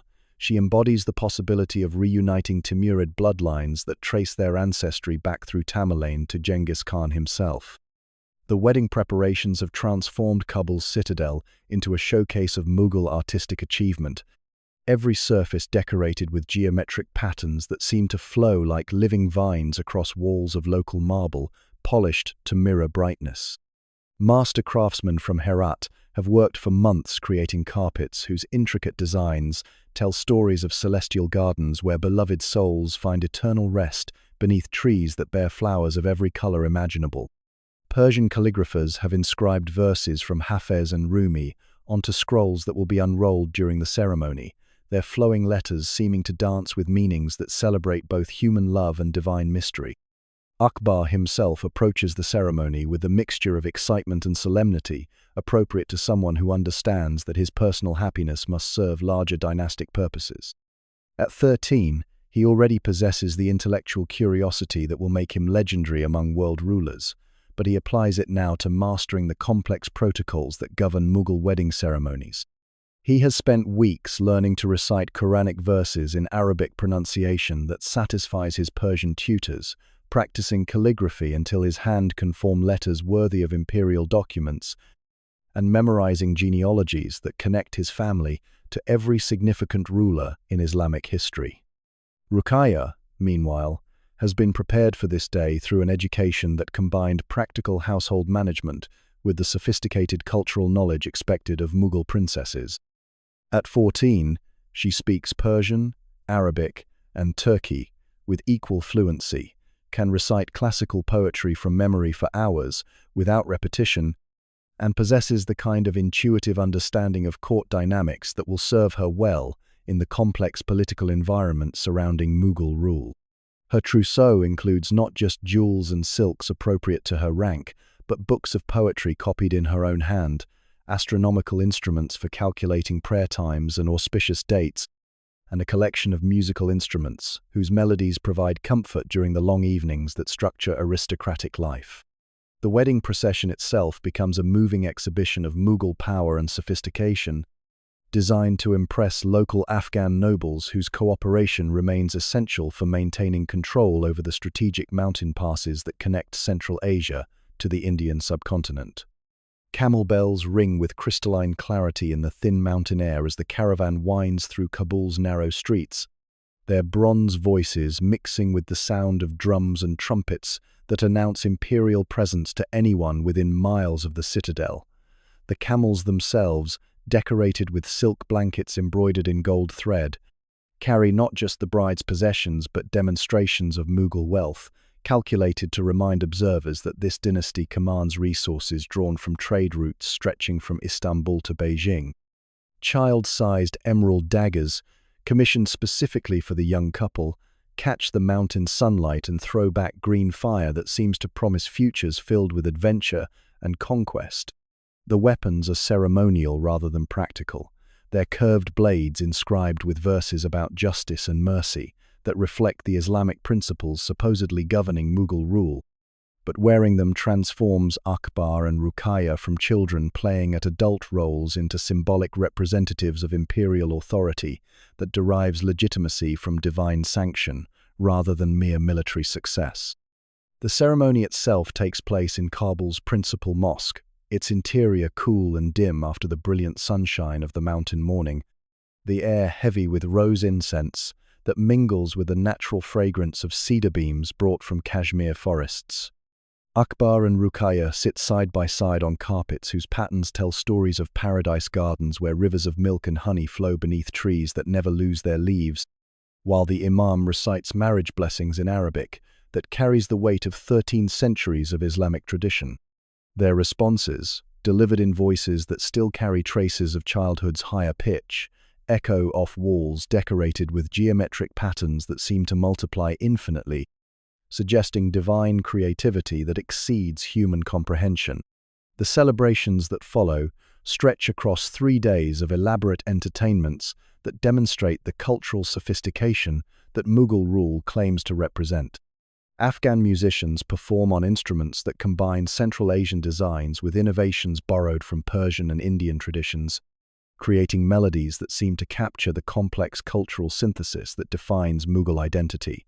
Poets recite verses in languages that span the empire's linguistic diversity, while dancers tell stories that blend Islamic themes with artistic forms inherited from pre-Islamic civilizations that flourished along the Silk Road. Yet beneath the ceremonial magnificence, both Akbar and Ruqayya understand that their marriage represents the beginning of adult responsibilities that will determine not just their personal happiness but the fate of millions of subjects whose welfare depends on effective Mughal administration. The playful court games that occupy their leisure time during the early months of marriage, chess matches that last for hours, poetry competitions where each participant must improvise verses on assigned themes, musical performances where they accompany each other on instruments, learned during childhood provide welcome relief from the constant awareness that every decision carries political implications. Ruqayya's evolution from child bride to imperial matriarch unfolds gradually over decades that see the transformation of Mughal aspirations into accomplished fact. As Akbar's empire expands from its mountain strongholds to encompass most of the Indian subcontinent, she develops into one of his most trusted advisors, someone whose political instincts prove particularly valuable when dealing with the complex negotiations required to integrate Hindu and Muslim populations under unified imperial administration. Her apartments in later Mughal capitals become centers of scholarship where Persian poets collaborate with Sanskrit philosophers, where astronomical texts are translated between languages that had previously existed in isolation from each other. The absence of children from her marriage to Akbar, initially a source of private disappointment, eventually becomes an unexpected source of political influence as she assumes responsibility for educating imperial offspring born to his other wives. Her guardianship of Prince Khurram, who will become the Emperor Shah Jahan, proves particularly significant in shaping the cultural vision that will produce architectural marvels like the Taj Mahal. The young prince grows up in Ruqayya's household, learning to appreciate both Islamic mystical poetry and Hindu philosophical traditions, developing the aesthetic sensibilities that will distinguish his reign as a golden age of Mughal artistic achievement. Ruqayya's influence on Khurram extends beyond cultural education to include practical lessons in governance that reflect her decades of experience, observing how successful rulers balance competing interests without sacrificing essential principles. She teaches him that effective administration requires understanding local customs even when imperial policy aims to transform them, that lasting power grows from justice rather than mere force, and that the most beautiful buildings serve their purpose only when they express ideas that inspire rather than intimidate the people who must live with their daily presence. Her evening storytelling sessions with young Khurram become legendary among court observers who understand their significance for imperial succession planning. Ruqayya combines traditional Central Asian tales about heroic conquests with Persian stories about wise rulers who gained immortality through just administration, while also incorporating Indian narratives about kings whose devotion to their subjects earned them places in popular memory that outlasted their dynasties. These stories, told in the mixture of languages that reflects Mughal cultural synthesis, provide Khurram with a vocabulary for imagining rulership that transcends mere political calculation. The gardens where these storytelling sessions take place, designed according to Persian principles but planted with flowers and fruit trees native to the Indian climate, become physical representations of the cultural fusion that Ruqayya's influence helps to achieve. Jasmine and roses bloom alongside mango and pomegranate trees, while fountains designed in geometric patterns associated with Islamic paradise flow through courtyards where Hindu astronomical instruments track celestial movements that determine auspicious times for imperial ceremonies. The sound of water moving through carefully engineered channels provides constant background music that seems to celebrate the possibility of harmony between traditions that had previously seemed incompatible. Ruqayya's death in 1626, when she has reached the age of 65 and witnessed the transformation of her teenage husband from mountain chieftain to emperor of one of the world's most powerful states, marks the end of an era in Mughal history. Her funeral, attended by representatives from across the empire's vast territories, demonstrates the respect she has earned through decades of wise counsel and cultural patronage. But perhaps her most lasting legacy lies in the influence she exercised over Shah Jahan during his formative years, teaching him to see rulership as an opportunity for artistic expression that could make visible the beauty and harmony that divine governance was supposed to represent. The 13-year-old boy who had married his 14-year-old cousin in a Kabul citadel filled with rosewater scent and camel bell music had grown into an emperor whose reign would be remembered for its unprecedented cultural achievements. But the foundations of that success were laid during childhood ceremonies where emerald daggers caught mountain sunlight and threw back promises of futures that combined conquest with justice, power with beauty, imperial ambition with the kind of personal devotion that transforms political arrangements into lasting partnerships. The amber dawn that had illuminated their wedding morning continued to glow in the artistic and architectural marvels that their combined influence helped to create, monuments to the possibility that even marriages arranged for dynastic purposes could sometimes nurture the kinds of relationships that change the world. Promise in the Zenana, Shah Jahan, Mumtaz Mahal. Moonlight spills through marble lattice screens like liquid silver, casting geometric shadows across gardens where jasmine releases its weight of perfume into Agra's humid night air. The Zenana's inner courtyards echo with the gentle splash of fountains that have murmured their stone-carved prayers since the reign of Akbar, their voices mixing with the distant sound of sitars whose melodies drift from musicians' quarters where court poets compose verses about love that transcends earthly boundaries. In this sanctuary within a sanctuary, where no man save the emperor may enter, 15-year-old Prince Khurram moves through shadows that smell of rosewater and incense, his footsteps silent on marble floors still warm from the day's relentless heat.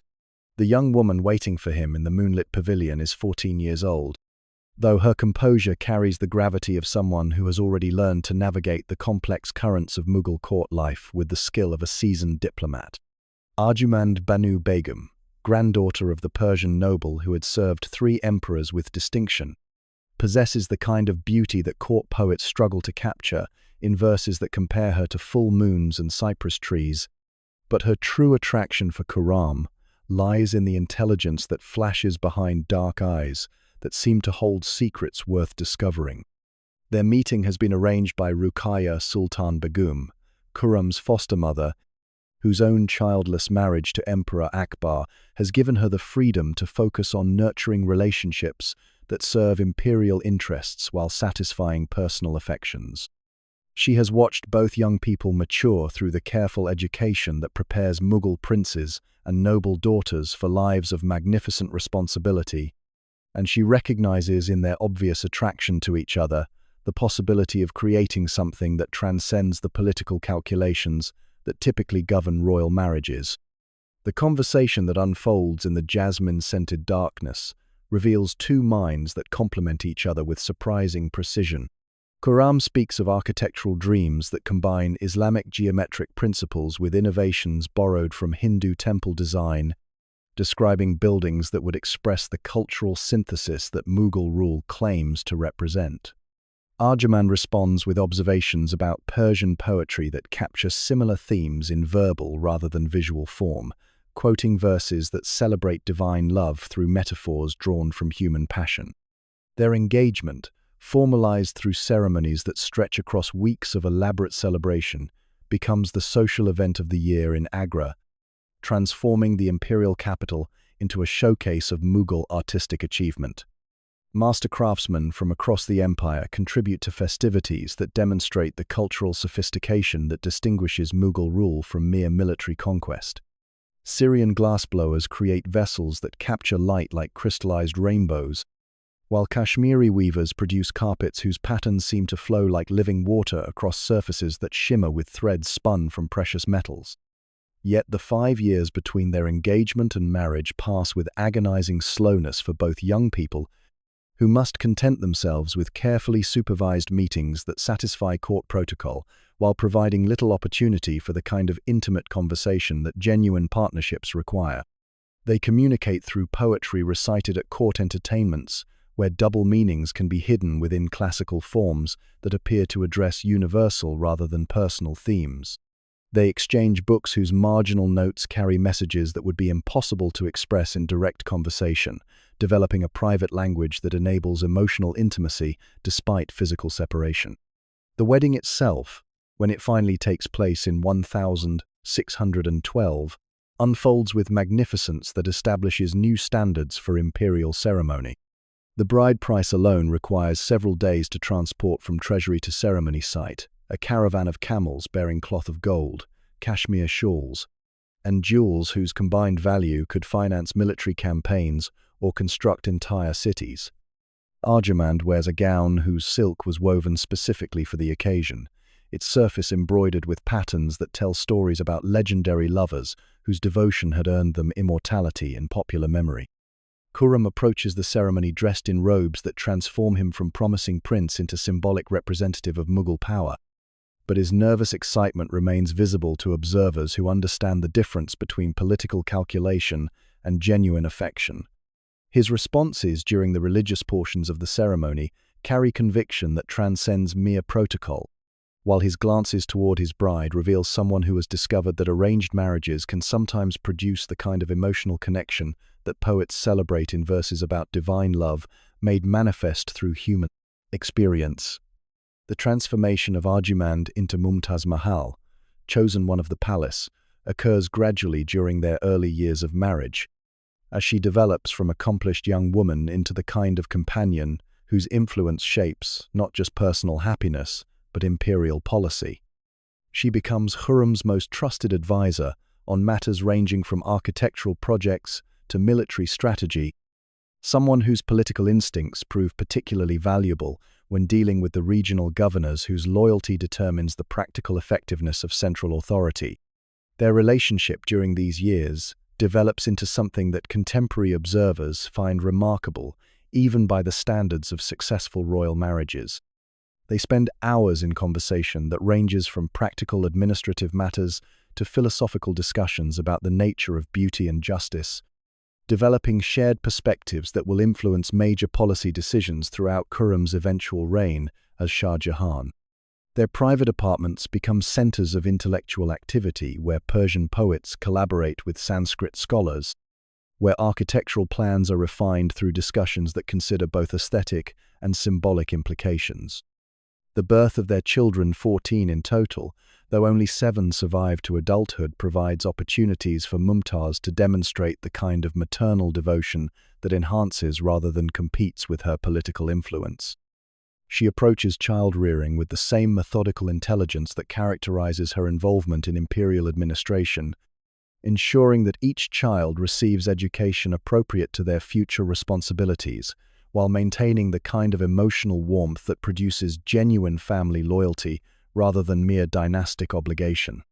The midnight poetry readings that become a regular feature of their household routine reflect the cultural sophistication that both partners bring to their marriage.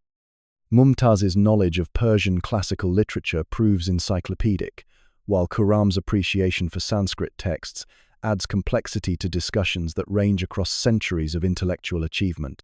These sessions, conducted in the privacy of apartments where sitar music provides background accompaniment, create an atmosphere of intellectual intimacy that strengthens their personal bond while generating ideas that influence public policy. The architectural projects that they plan together during these evening discussions will eventually include some of the most beautiful buildings in human history, but they begin as private conversations about how visual design can express philosophical concepts about the relationship between earthly and divine love. Mumtaz's insights into Persian garden design, inherited from ancestors who had created paradises for earlier emperors, combine with Khurram's understanding of Islamic geometric principles to produce concepts that revolutionize Mughal architectural practice.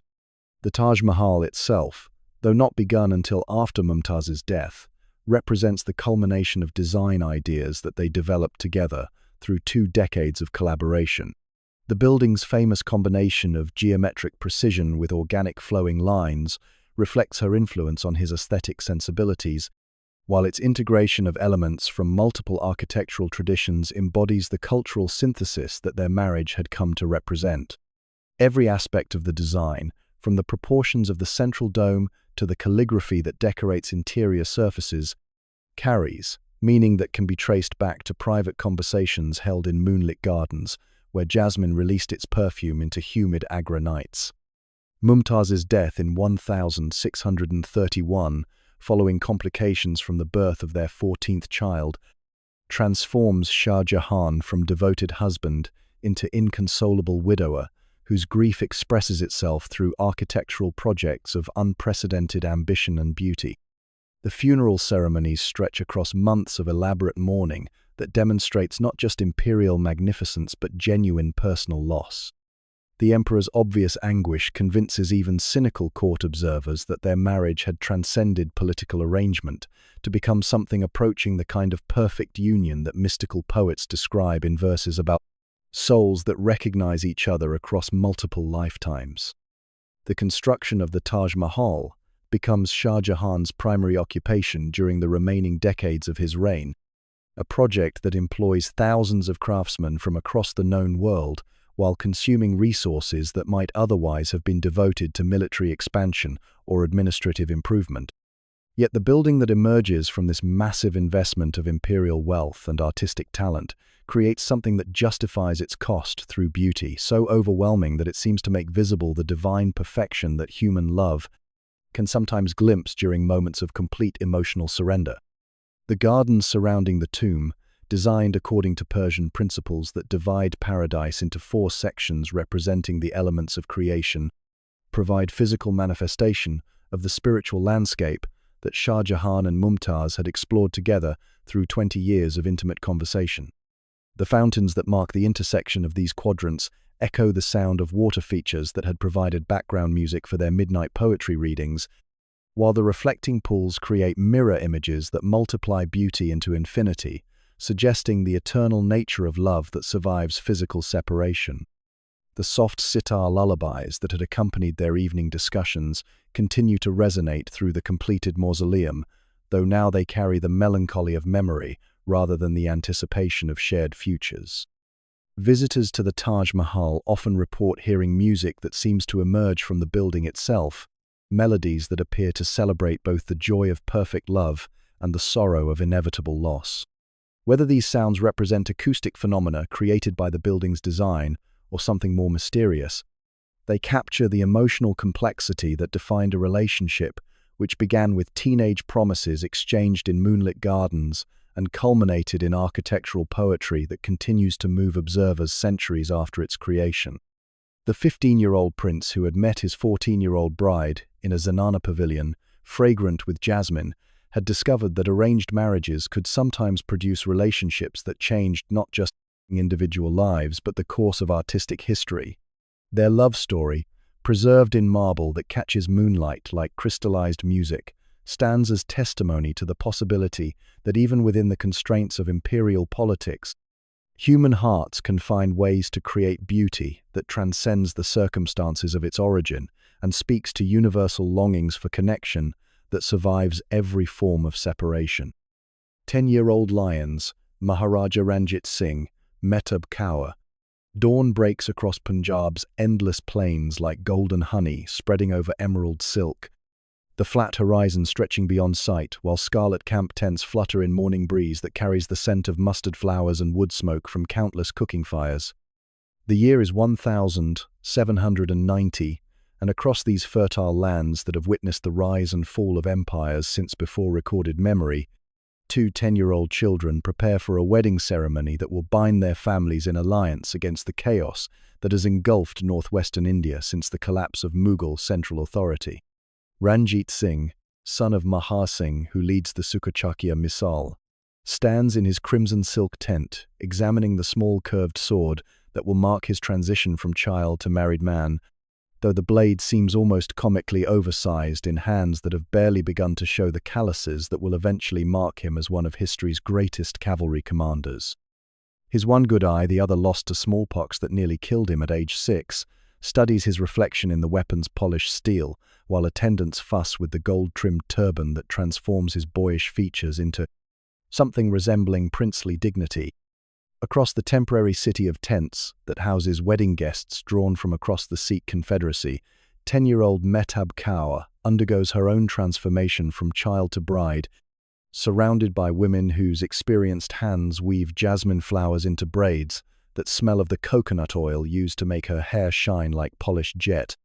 Her wedding clothes, sewn from silk that changes color as morning light shifts across its surface, had been commissioned months earlier when the marriage alliance was first negotiated, but the final fitting reveals how much she has grown during the intervening season, her childish roundness giving way to the angular grace that hints at the beauty she will possess as a woman. The marriage represents more than romantic union between children too young to understand such concepts. It embodies the political wisdom of Sikh leaders who recognize that only unified action can preserve their community's independence against the multiple threats that surround Punjab from every direction. Afghan raiders sweep down from mountain passes with devastating regularity. Maratha armies probe northward seeking tribute and territory, while British forces advance through Bengal with the methodical patience of merchants who have discovered that political control enhances commercial profits beyond anything mere trading privileges can provide. The Sukachakya and Kanhaya Misals, brought together through this childhood marriage, control territories that complement each other's strategic needs. Ranjit's family commands the vital crossroads around Gujranwala, while Mehtab's relatives dominate districts that control access to Kashmir's mountain passes. Their union creates a power block that can field cavalry forces capable of challenging any single enemy, while the combining of their revenue systems provides resources necessary for maintaining the professional military units that increasingly determine success in 18th century Indian warfare. The wedding ceremony itself takes place at sunrise, when the golden light that gives Punjab its name turns the entire landscape into something that resembles the paradise gardens described in Sikh scripture. The marriage pavilion, constructed from bamboo poles and silk panels that flutter like prayer flags in the morning breeze, stands at the center of a temporary city that houses thousands of guests whose presence demonstrates the political significance of this alliance between children who have barely begun to understand the adult responsibilities they are assuming. Ranjit and Mehtab exchange garlands of marigold and jasmine with the careful solemnity of young people who sense the importance of what they are doing without fully comprehending its implications. The flowers release perfume that mingles with incense from ritual fires, and the more practical smells of a military camp leather and metal and horse sweat that remind everyone present that this wedding celebration occurs in the midst of conflicts that could resume at any moment depending on intelligence reports from scouts who monitor enemy movements along Punjab's contested borders.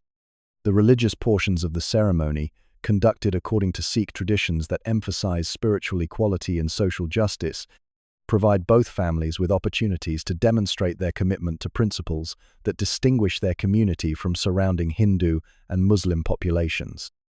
The Guru Granth Sahib, carried in procession on a palanquin decorated with cloth of gold, represents not just religious authority but political independence, the right of Sikh communities to govern themselves according to principles that prioritize merit over birth, equality over hierarchy, and communal welfare over individual ambition.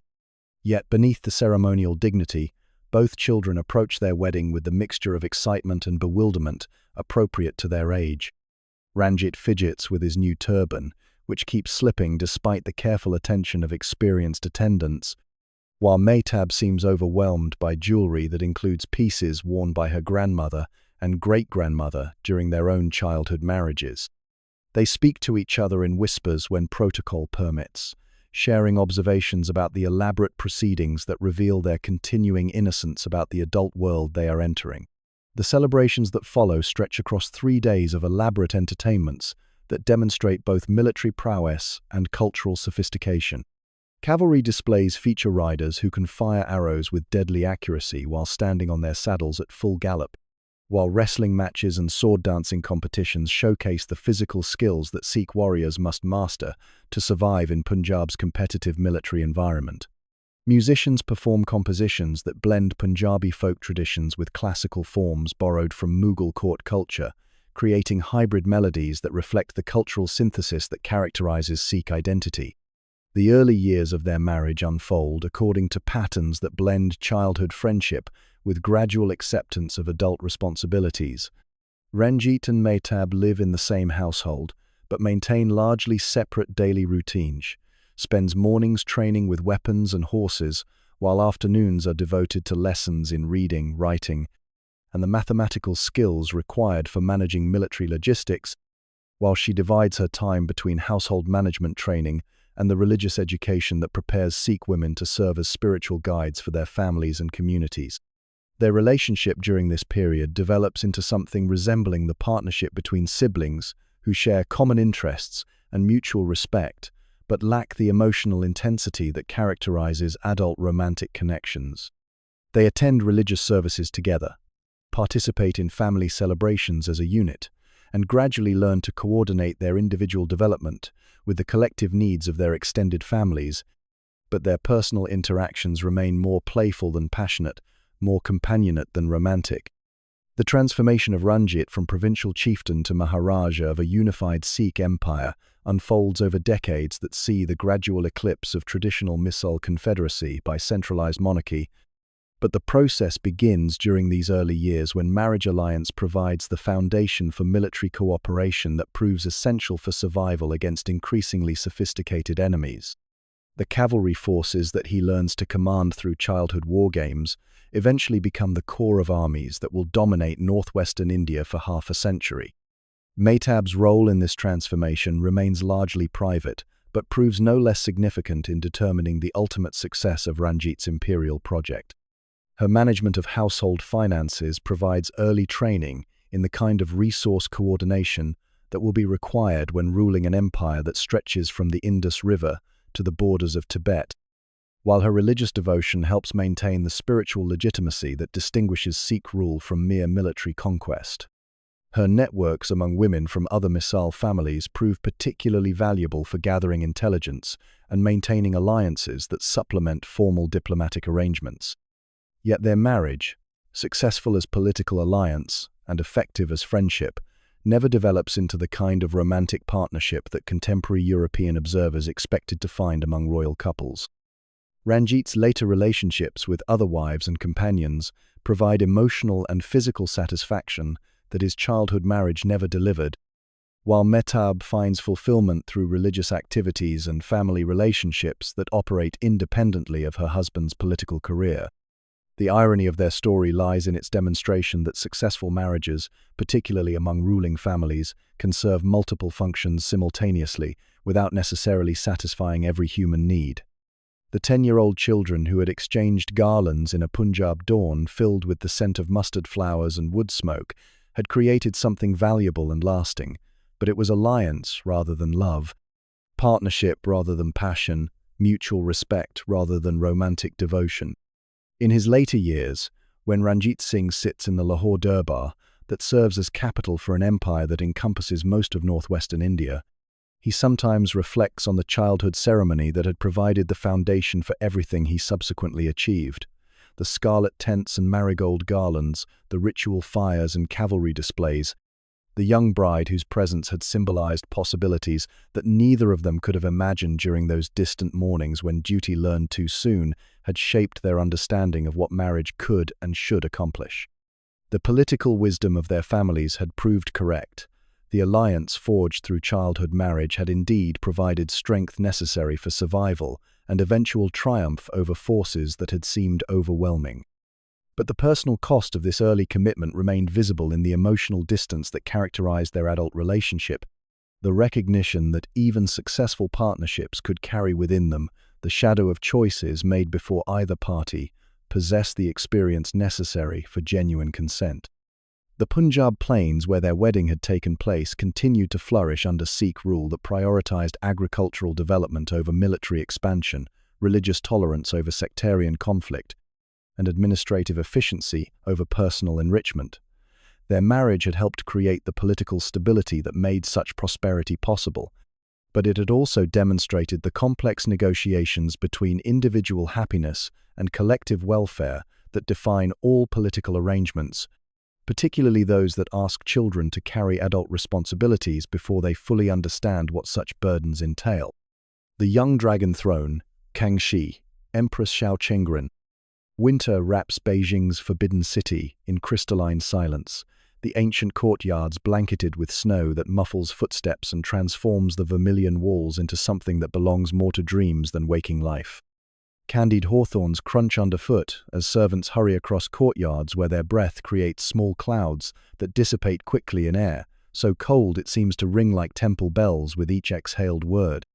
In the depths of the imperial palace, where yellow glazed roof tiles catch starlight and throw it back in sharp glittering points, 14-year-old Emperor Kangxi prepares for a wedding ceremony that will bind him not just to 13-year-old Hesheli, granddaughter of one of the most powerful Manchu nobles, but to the complex web of clan relationships that legitimized Qing rule over the vast Chinese empire. The marriage has been arranged by the regents who have governed in Kangxi's name since his accession to the throne at age 7, part of a broader strategy to consolidate Manchu political control while demonstrating respect for Chinese cultural traditions that emphasize imperial marriage as a cosmic event affecting the harmony between heaven and earth. Hesheli represents more than a suitable bride for the young emperor. She embodies the possibility of creating domestic stability that might parallel the military successes that have extended Qing authority from the Great Wall to the borders of Southeast Asia. The wedding preparations have transformed the Forbidden City into a showcase of imperial magnificence that combines Manchu military traditions with Chinese ceremonial sophistication. Master craftsmen from across the empire have worked for months creating decorations that tell visual stories about dynastic legitimacy and cosmic harmony. Silk banners embroidered with dragons that seem to move with their own internal life hang from pavilion eaves, while carpets woven in patterns that represent the four directions create pathways that guide participants through ceremonies designed to demonstrate imperial power over both human society and natural forces. Kangxi himself approaches the ceremony with the mixture of solemnity and nervous excitement, appropriate to someone who understands that his personal choices carry implications for millions of subjects whose welfare depends on effective imperial administration. At 14, he already possesses the intellectual curiosity and administrative skill that will make him one of China's greatest emperors, but he applies these qualities now to mastering the complex protocols that govern Qing wedding ceremonies, which must satisfy both Manchu clan expectations and Chinese scholarly demands for classical correctness. The procession that brings Hesheli to the palace unfolds through streets lined with lanterns that turn Beijing's winter darkness into something resembling daylight, their red and gold glow reflecting off snow-covered rooftops in patterns that seem to celebrate the marriage of fire and ice, warmth and crystalline purity. The bride's palanquin, carved from precious woods and decorated with jade fittings that represent imperial favor, moves through the city, accompanied by musicians whose instruments create melodies that blend Manchu folk traditions with Chinese classical forms, producing hybrid compositions that reflect the cultural synthesis that Qing rule claims to represent. Hesheli herself, hidden within silk curtains that preserve the mystery appropriate to imperial brides, wears robes whose intricate embroidery tells stories about legendary empresses whose wisdom had helped their husbands achieve immortality through just governance. Her preparation for this day has included years of education in Chinese classics alongside Manchu traditions, creating someone capable of serving as cultural bridge between communities whose cooperation remains essential for imperial stability, but whose historical relationship had been characterized more by conflict than collaboration. The ceremony itself takes place in the Hall of Supreme Harmony, its interior illuminated by thousands of candles that create dancing shadows across walls decorated with paintings that depict the cosmic order that imperial marriage is supposed to reflect and reinforce. Kangxi and Hesheli sit on thrones that position them as earthly representatives of celestial forces, their union symbolically connecting the emperor's masculine yang energy with the empress's feminine yin power in relationships that mirror the balance between opposing forces that maintains universal harmony. The ritual elements that structure their wedding reflect the complex negotiations between Manchu and Chinese traditions that characterize all aspects of Qing rule.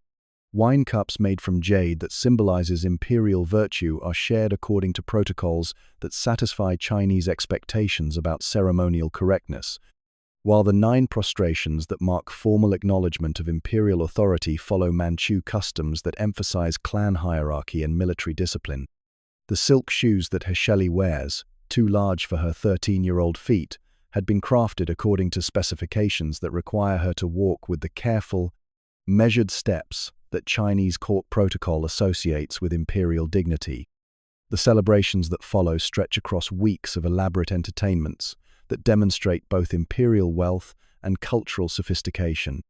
Theatrical performances feature stories about legendary rulers whose marriages had produced dynasties that lasted for centuries, while musical competitions showcase compositions that combine instruments from multiple traditions in arrangements that create entirely new possibilities for artistic expression.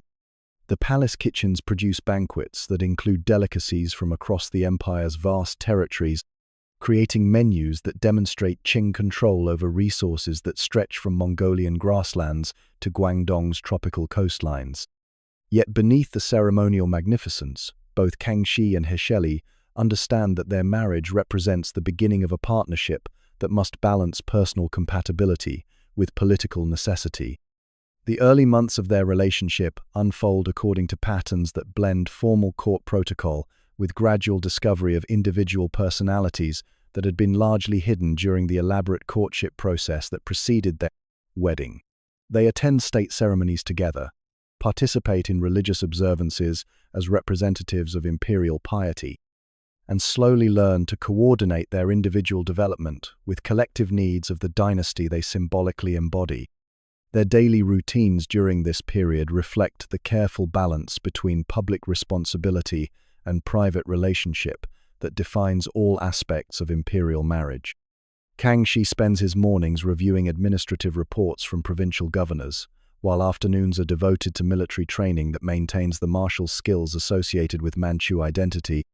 But evenings provide opportunities for conversations with Hesheli that range from practical household management to philosophical discussions about the nature of effective governance. Hesheli's education in Chinese classics proves particularly valuable during these private discussions, as her knowledge of historical precedents helps Kangxi navigate administrative challenges that require balancing competing interests without abandoning essential principles. Her insights into Confucian political theory complement his Manchu understanding of military strategy, creating collaborative approaches to governance that strengthen rather than weaken the cultural synthesis that Qing rule attempts to achieve. The transformation of their relationship from political arrangement to genuine partnership occurs gradually, sparked by shared experiences that demonstrate intellectual compatibility alongside personal affection. Both possess naturally studious temperaments that find satisfaction in scholarly pursuits, leading to evening reading sessions where they explore Chinese poetry and Manchu historical chronicles with equal enthusiasm.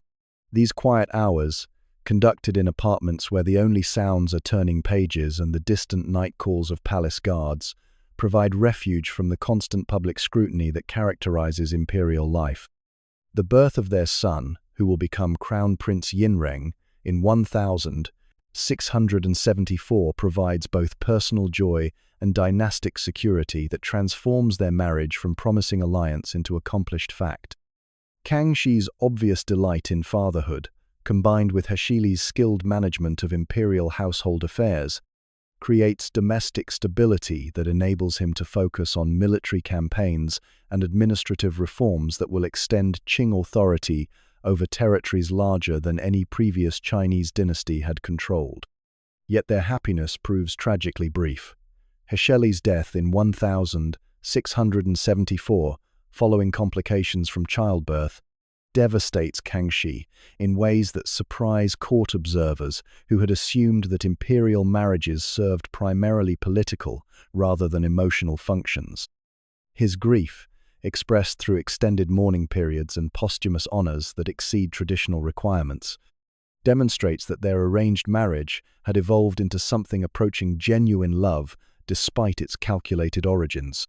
The 28 years of effective rule that follow Heshili's death see Kangxi develop into one of history's most successful monarchs. But court observers note that he never again achieves the kind of personal happiness that had characterized his brief marriage to his first empress. His subsequent marriages, though politically necessary and personally satisfactory, lack the intellectual partnership and emotional intimacy that had distinguished his relationship with Heshili during their few years together. The administrative and military achievements that define Kangxi's reign, the suppression of regional rebellions, the conquest of Taiwan, the establishment of tributary relationships with Central Asian kingdoms, the compilation of classical texts that preserve Chinese scholarly traditions all reflect skills and perspectives that he had begun to develop during conversations with Heshili about the proper relationship between imperial authority, Confucian principles of benevolent governance. The Kangxi Dictionary, one of the most comprehensive Chinese linguistic projects ever completed, includes references to discussions about classical literature that he had shared with Heshili during their evening reading sessions. Her influence on his intellectual development, though cut short by death, had provided him with approaches to learning that combined Manchu practical wisdom with Chinese scholarly methodology, creating hybrid perspectives that enhanced rather than compromised either tradition. The gardens where they had walked during winter afternoons, when snow transformed Beijing's landscape into something resembling the paradise described in Buddhist texts, became sites of private memorial where Kangxi continued to seek solitude during the stressful periods that marked his long reign. The artificial hills and carefully planned water features that Chinese garden design used to create miniature representations of cosmic harmony reminded him of conversations about governance that had explored how human institutions could reflect natural principles while serving practical administrative needs. The early partnership that had developed between a 14-year-old emperor and his 13-year-old bride had demonstrated the possibility that even marriages arranged for purely political reasons could sometimes produce relationships that satisfied both personal and dynastic requirements. Their brief time together had created foundations for approaches to rule that balanced Manchu military efficiency with Chinese cultural sophistication, producing administrative methods that proved capable of governing the world's largest empire while maintaining domestic peace for longer than any previous dynasty had achieved. The candied hawthorns that had crunched underfoot during their wedding winter continued to appear in Beijing markets throughout Kangxi's 61-year reign, but they always carried for him memories of a 13-year-old bride whose intelligence and affection had shaped his understanding of what marriage could accomplish when political necessity aligned with personal compatibility. the silk shoes that had been too large for her feet, the jade wine cups that had symbolized their union, the 9 prostrations that had marked their formal acknowledgement of cosmic responsibilities, all of these remained in imperial memory as reminders that successful governance required both public ceremony and private partnership, both individual wisdom and collaborative understanding. Palace politics at dawn. Sultan Ahmed I, KÖSEM. The pre-Fajr silence that settles over Topkapi Palace carries within it the weight of an empire that stretches from the gates of Vienna to the shores of the Indian Ocean, while lamps positioned along terraces that overlook the Bosphorus turn the narrow waterway into liquid silver that seems to flow directly from heaven to earth. In the year 1604, as dawn approaches with the deliberate pace that marks Turkish summer mornings, these ancient walls prepare to witness ceremonies that will alter the balance of power within the Ottoman harem and, consequently, the direction of imperial policy for generations to come. 14-year-old Sultan Ahmed I stands at windows that frame views of Constantinople's 7 hills, watching fishing boats navigate currents that have carried the commerce of 3 continents since before Rome learned to build aqueducts or Byzantium dreamed of purple emperors. His selection of a new favorite from among the palace women represents more than personal preference. It constitutes a political decision that will determine which family networks gain influence over imperial policy, which administrative factions receive imperial favor, and which military commanders can expect advancement based on their connections to palace politics rather than mere battlefield competence. The young woman who has captured his attention is perhaps 15 years old, though her exact age remains uncertain given the circumstances that brought her to Topkapi as part of the human tribute that subject populations have provided to Ottoman rulers since the empire's earliest expansion beyond Anatolia's borders. Born Anastasia in a Greek village whose name appears on no map that Ottoman bureaucrats maintain, she possesses the kind of beauty that palace instructors recognize as politically valuable, striking enough to command attention, but refined enough to suggest intelligence capable of navigating the complex social dynamics that determine survival within the imperial harem. Her transformation from provincial Greek girl to KÖSEM Sultan, the most powerful woman in Ottoman history, begins with Ahmed's decision to elevate her above the dozens of other concubines who compete for imperial attention through combinations of physical attractiveness, cultural accomplishment, and political acumen. The ceremony that formalizes her new status takes place in harem quarters that foreign ambassadors never see, conducted according to protocols that balance Islamic law with pragmatic considerations about maintaining harmony among women whose rivalries could destabilize the entire imperial system. The architectural setting that frames their relationship reflects the sophisticated cultural synthesis that Ottoman rule has achieved through 3 centuries of expansion across 3 continents. The harem apartments where KÖSEM will spend most of her adult life combine Byzantine mosaic techniques with Persian garden design, Arab geometric patterns with Turkish architectural engineering, creating spaces that demonstrate imperial wealth while providing practical solutions to the logistical challenges involved in housing and educating hundreds of women whose primary purpose is producing male heirs for the dynasty. Ahmed himself approaches his new relationship with the mixture of adolescent enthusiasm and imperial calculation that characterizes Ottoman royal education. At 14, he has already received training in multiple languages, military strategy, administrative law, and the kinds of diplomatic negotiation that maintain peace among European powers who would prefer to see Ottoman expansion halted but lack the military coordination necessary to achieve such goals through direct confrontation. His selection of KÖSEM reflects not just personal attraction, but recognition that successful sultans require domestic partnerships that complement their public responsibilities. The evening entertainments that become regular features of their early relationship demonstrate the cultural sophistication that distinguishes Ottoman court life from the cruder pleasures associated with mere military conquest. Shadow puppet performances, featuring characters whose adventures provide coded commentary on contemporary political situations, offer opportunities for discussions that blend artistic appreciation with practical analysis of imperial challenges.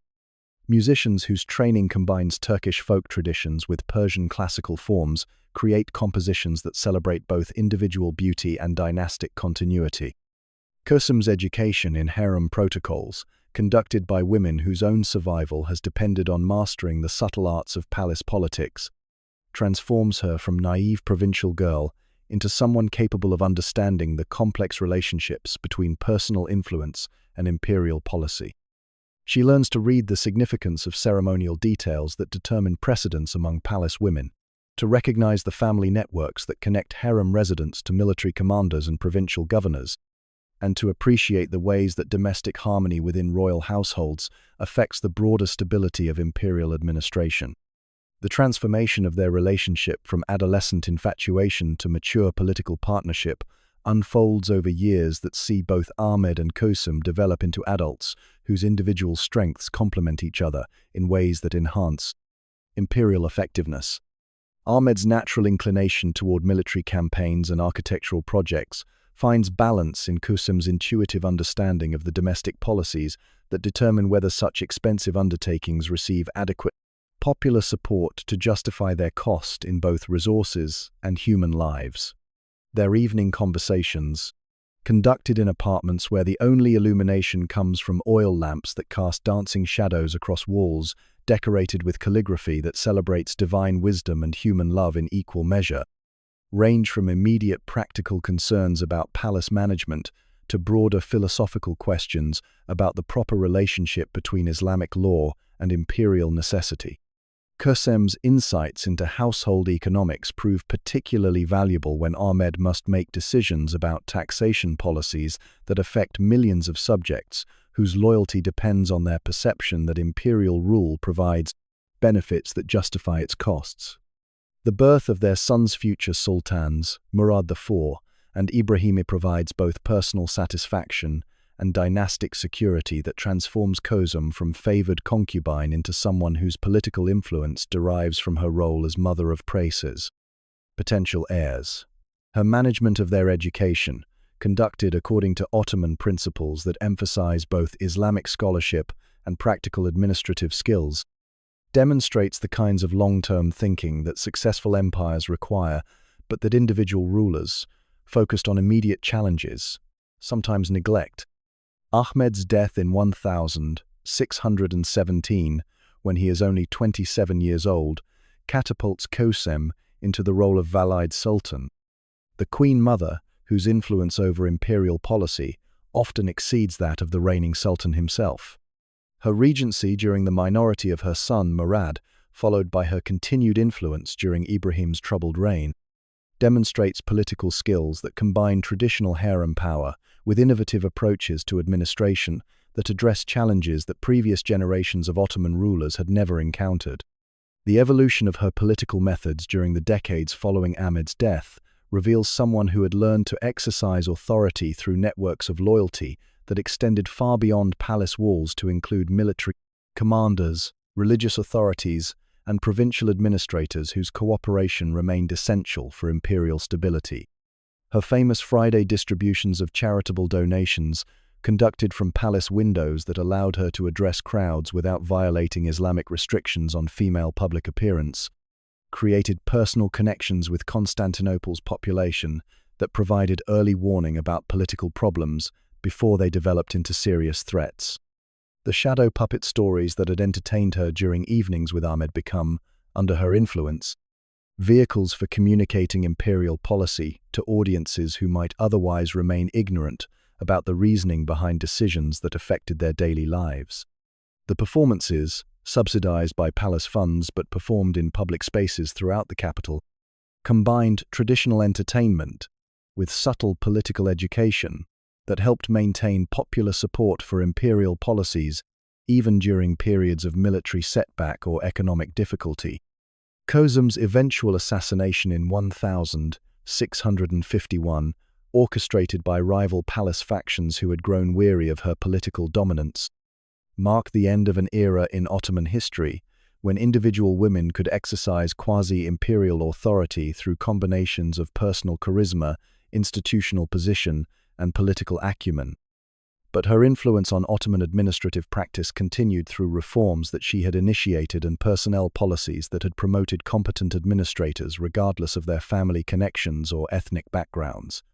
The gardens where she had walked with Ahmed during summer evenings, when the Bosphorus reflected starlight like scattered diamonds across dark water, became sites of memorial where subsequent generations of palace women came to pray for wisdom in managing the competing demands of personal ambition and imperial responsibility. The fountain that Ahmed had constructed to commemorate their first son's birth continued to provide fresh water for palace residents throughout the empire's remaining centuries, its gentle music serving as reminder that successful relationships could sometimes transcend their political origins to create legacies that outlasted the individuals who had inspired their creation. The pre-PHARAOHS silence that had marked the beginning of their relationship continued to settle over Topkapi each morning, but it now carried within it memories of conversations that had shaped imperial policy, decisions that had affected millions of lives, and the kind of partnership that had demonstrated how personal affection could sometimes align with political necessity to produce results that satisfied both individual happiness and collective welfare. The lamps that turned the Bosphorus to silver each dawn illuminated not just geography but the possibility that even relationships born from imperial necessity could sometimes evolve into collaborations that changed the course of history.